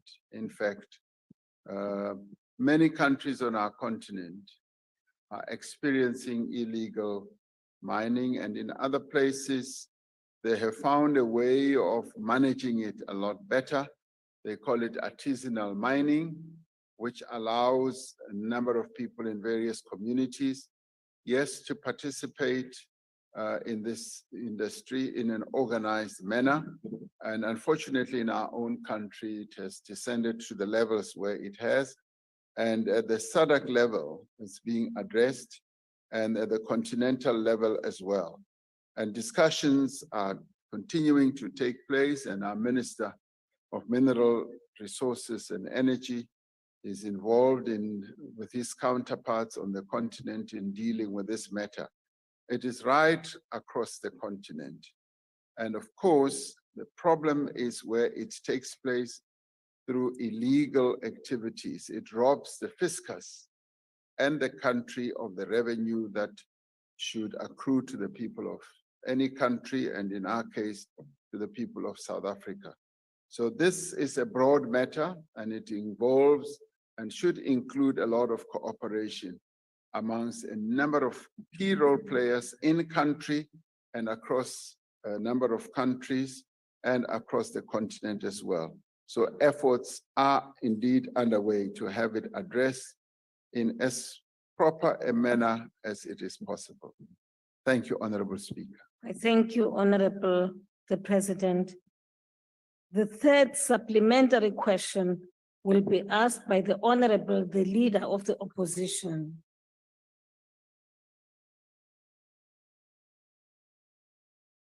Why don't they like you? Order. Order. Mr. President, it's not only gold and cigarettes that are being smuggled. A little while ago, the United States government announced that weapons, ammunition, and materials of war were loaded onto the sanctioned Russian ship, the Lady R, when she docked at your government's naval base in Simonstown last December. This suggests that the ANC government is actively arming Russian soldiers and Order, honorable members, who are please. murdering and maiming innocent people, not only in Ukraine, but also across the African continent. It's been half a year now since the scandal of the Lady R docking in Simonstown broke. And I find it inconceivable that a president worth his salt would not have been briefed on the situation by now. Mr. President, can you confirm whether weapons of war were loaded on board that Russian ship before she left Simonstown? Thank you. Thank you, the Honorable, the Leader of the Opposition, the Honorable, the President.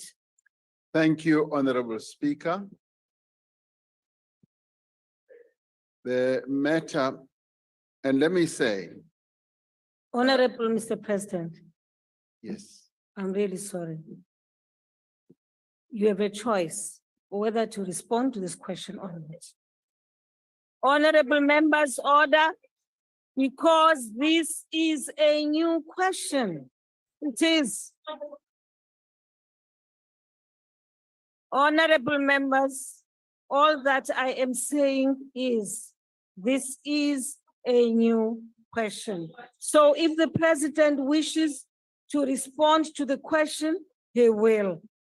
If he doesn't, no, come on, Honorable. You are a leader of a party. Stop doing that. You are a leader. Honorable Steenhuisen, please, please.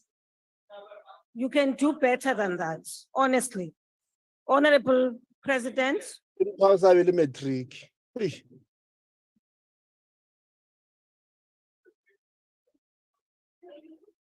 Yes. Thank you, Honorable Speaker.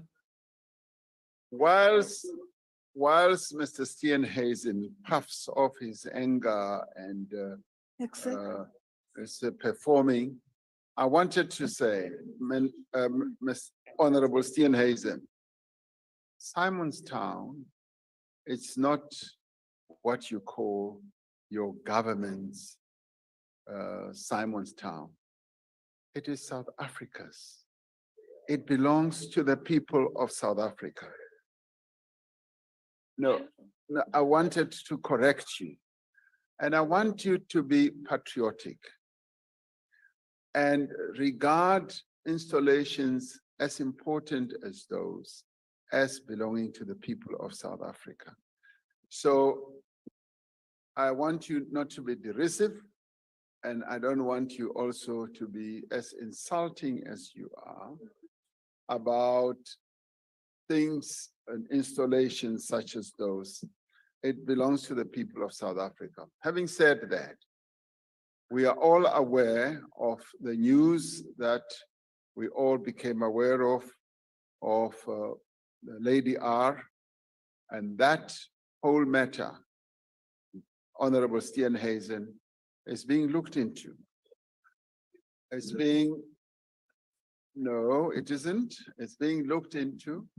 And whilst the process continues, I want you to allow that process to continue to reach its fruition.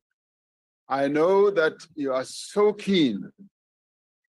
You are so keen and you are so interested in knowing exactly what happened.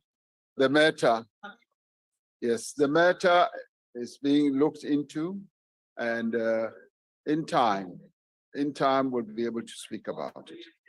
Yes, but in time we'll talk about it. So, Honorable Speaker, as you correctly said, this matter best be left where it is, and then the answer is that the matter is being looked into.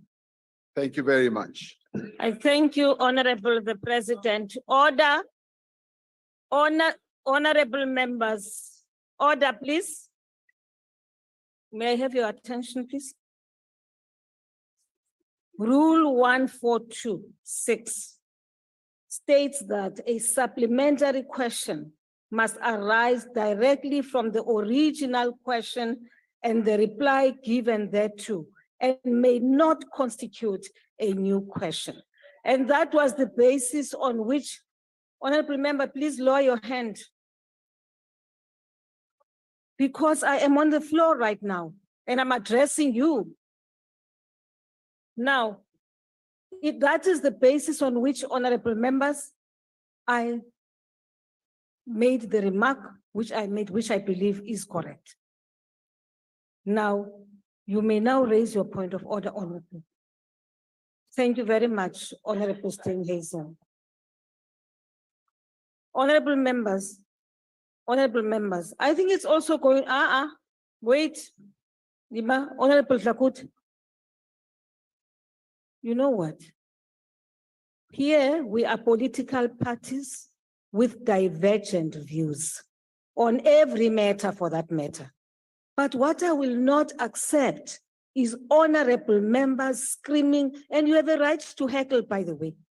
But what you don't have a right to do is to scream at members. It's insulting at times and can be very demeaning and humiliating. And I'm addressing all of us. Let's not do that.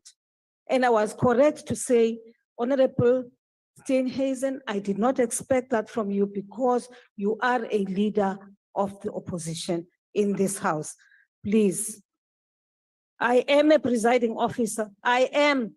All I'm saying is order, and that order applies even to the president or even to the leader of the opposition party. Thank you.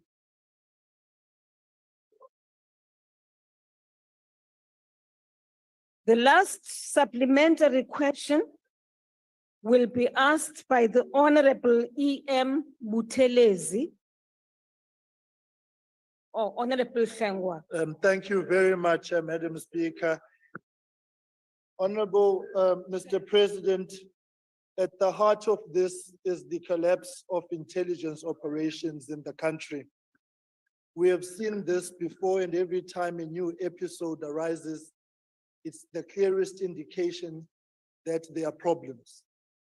We have seen the collapse of intelligence around Phala Phala, the 2021 riots, the Thabo Bester matter, the Bushiri matter, the syndicates operating within ESCOM, the cash in transit heists, the cross-border crimes, and the political killings and discard. The list is endless.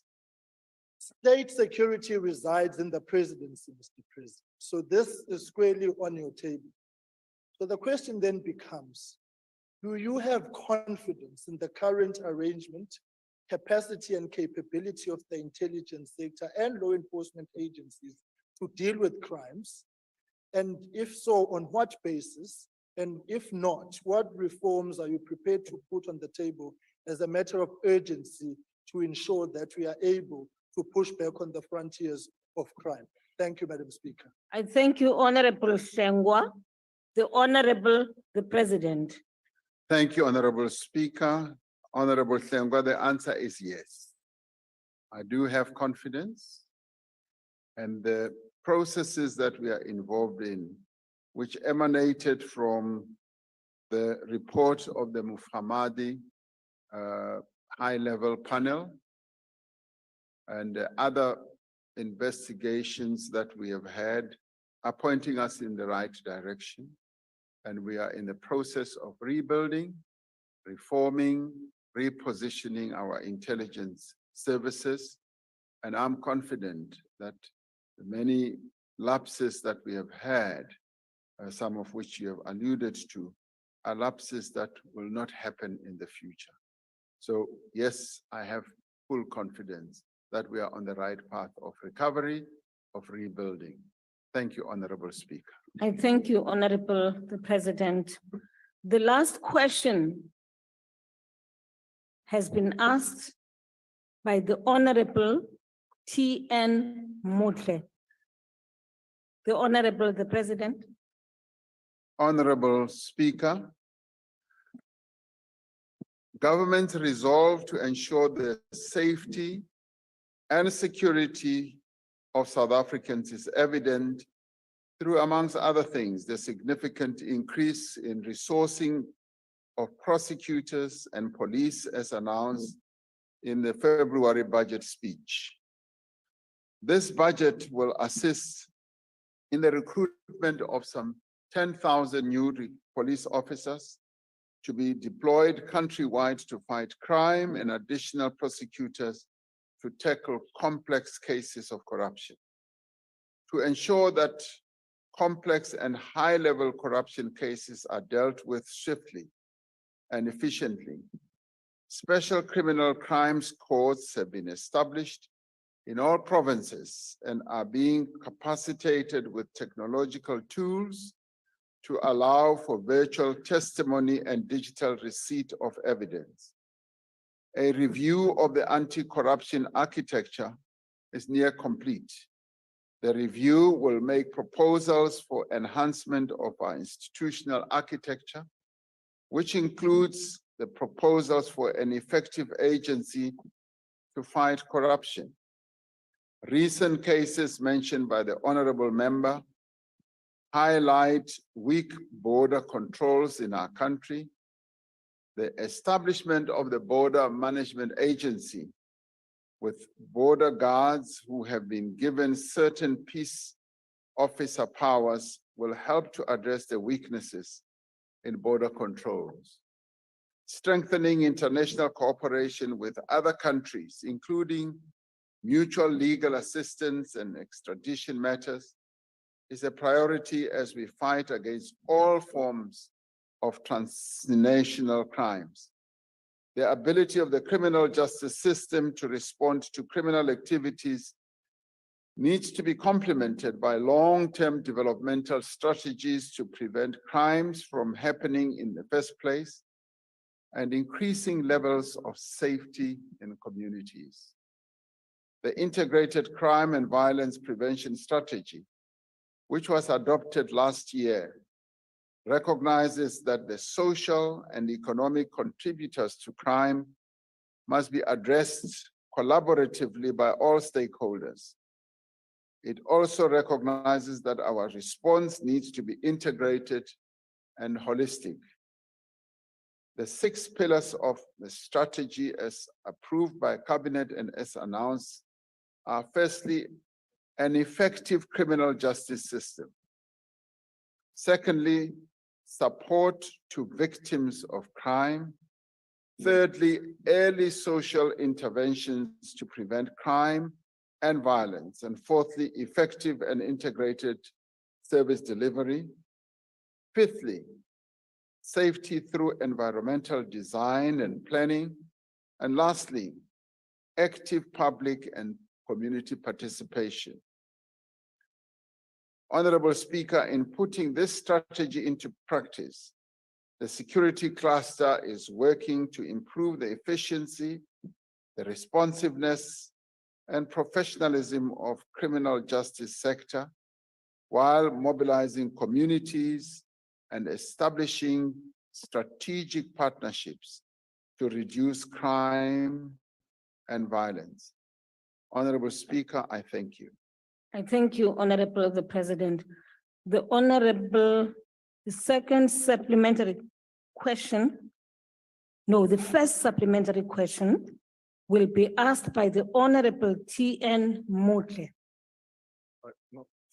Thank you very much, Honorable Speaker. Firstly, it is worth noting by this parliament as well as the public that this parliament is very peaceful without the EFF. The government's aspiration, Mr. President, about growing the economy is negatively affected by the challenges of crime, corruption, and general safety of our people and property. It is therefore logical that if we want to sustain economic growth, the peace and security cluster should be capacitated to create a stable and peaceful environment for economic growth. In that regard, we note progress in the establishment of the BMA, as you have mentioned, and border guards in addressing the weaknesses in the border control, as well as additional allocation to the cluster as presented in the budget by the Minister of Finance. However, Mr. President, what are the plans of the government to further strengthen the security cluster to create a conducive environment for the economic growth that we are embarking on? Thank you very much. I thank you, Honorable Member. The Honorable the President. Thank you, Honorable Speaker. Thank you, Honorable Mutle. The criminal justice cluster is completely committed to dealing with the situation of crime and corruption in our country. And the integrated crime and violence prevention strategy speaks specifically to the efforts that we as government are making, because in the end, South Africans want to feel safe, they want to live in safe environments, and they want to know that safety is going to underpin their lives as a whole. And it is to this end that we are pouring resources, as well as ensuring that there is full capability by professionalizing, yes, the police service, and ensuring that the criminal justice system is strengthened through the various. Malebu, please mute your system. Thank you. Proceed, Mr. President. Honorable President, you may proceed. So through this integrated strategy, which we adopted last year, we hope and aim to ensure that it will contribute to stabilizing our country from a security point of view, because as you correctly say, if there is anything that troubles the people of South Africa is their safety. And if we want our people to live in safety, it is this that we need to focus attention on. And that is why the very first part of the pillars of this strategy is an effective criminal justice system.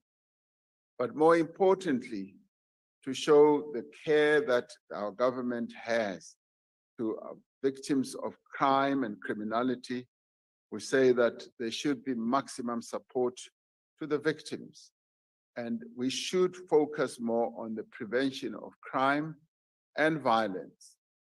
And through the efforts of employing more police officers and also of enhancing the cooperation between the police and the defense force, we are enhancing the stabilization of safety in our communities. And through this, we want to see an integrated service delivery fully, where all these arms that are meant to fight crime are united in their effort and they work together on an ongoing basis. But the more important aspect, Honorable Mutlia, is to ensure that there is community involvement. In the end, the best defense for our people is to have communities working together and cooperating with the police to ensure that we rid our communities and our areas of crime, which makes for an unsafe environment where our people live. We do believe that implementing this strategy will go a long way towards reducing the levels of crime in our country. And it is to this end that we have taken the steps that we have taken, including laying out resources to make sure that indeed we make South Africans feel safe. Thank you, Honorable Speaker.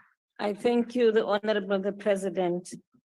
The second supplementary question will be asked by the Honorable the Leader of the Opposition.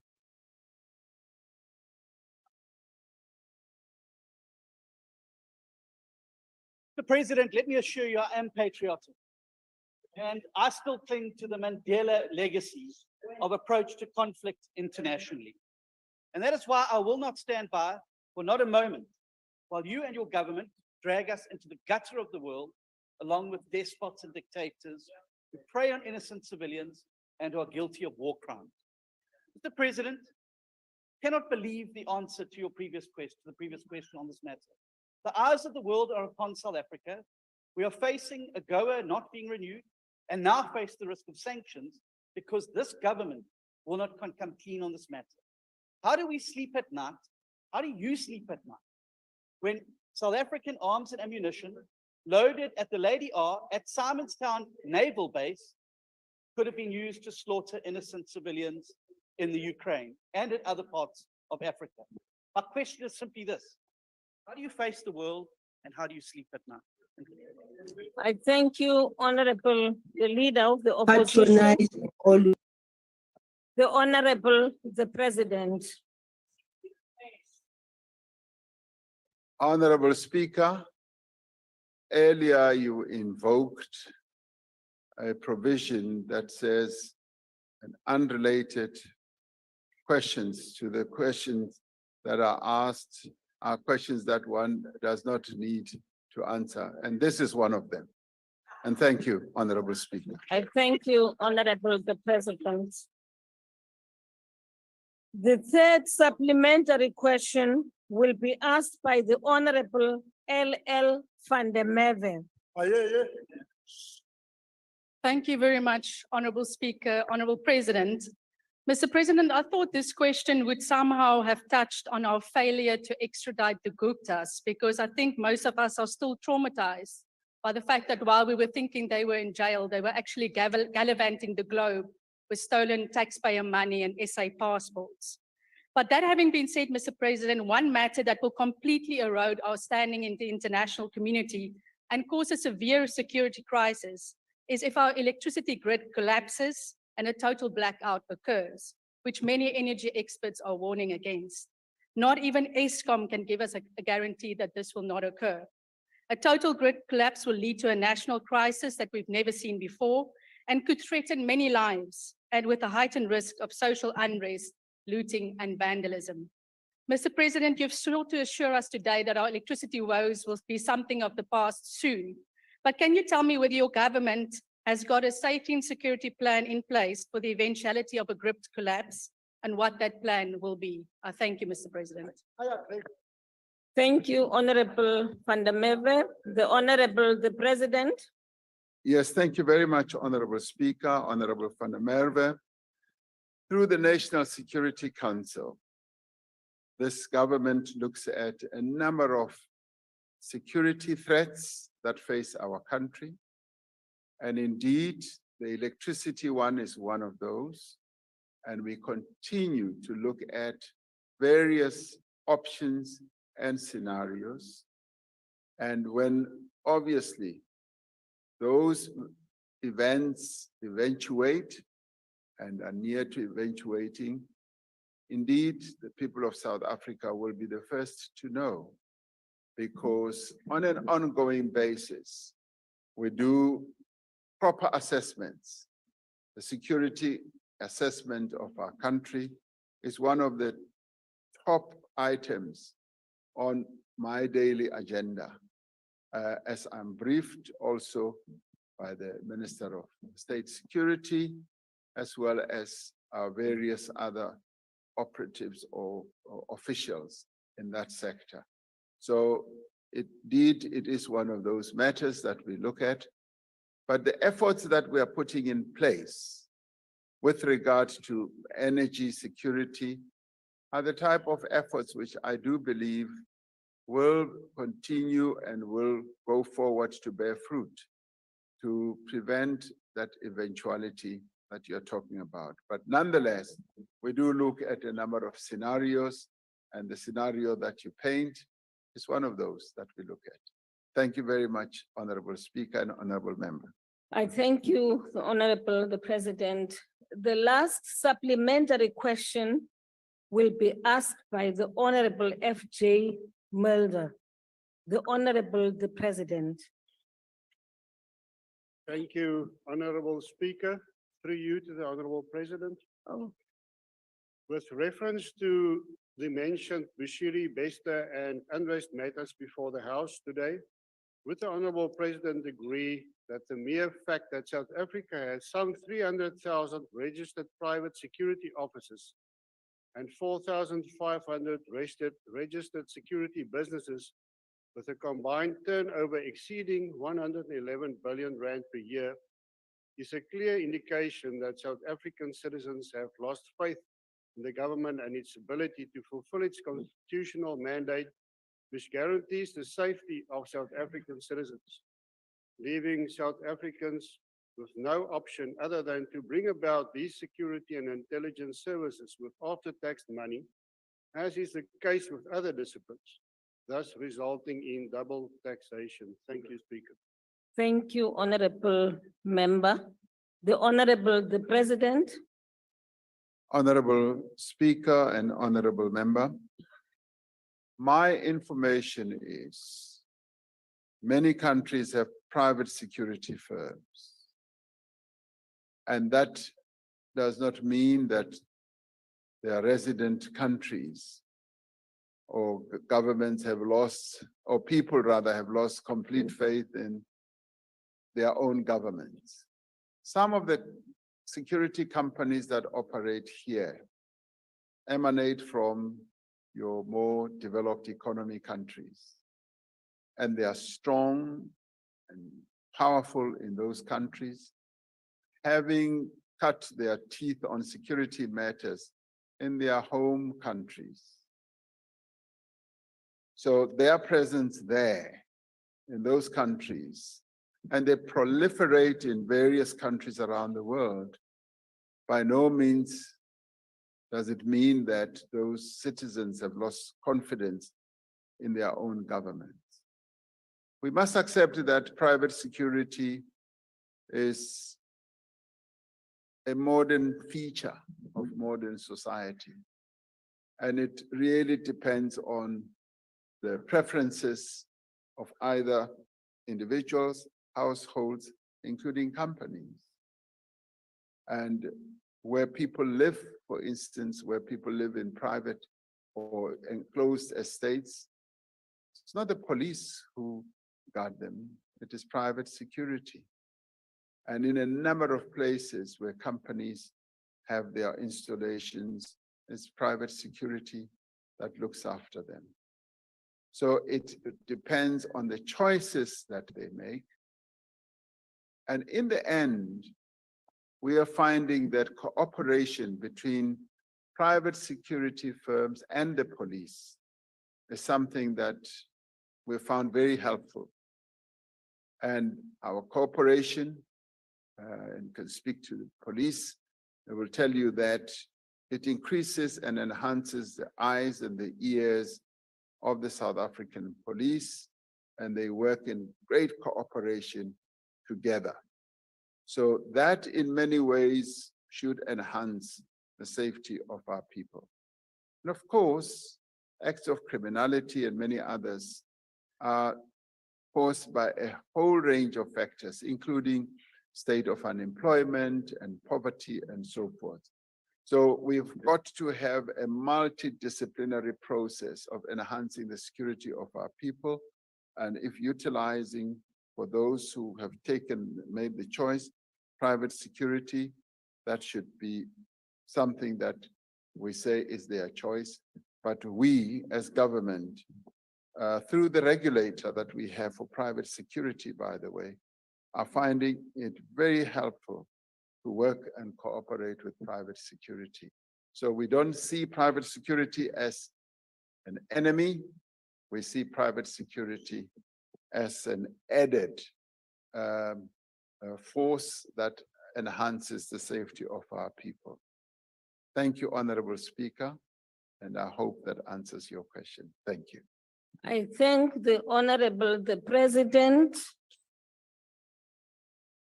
Honorable members, that concludes questions to the President. I thank the President. Order.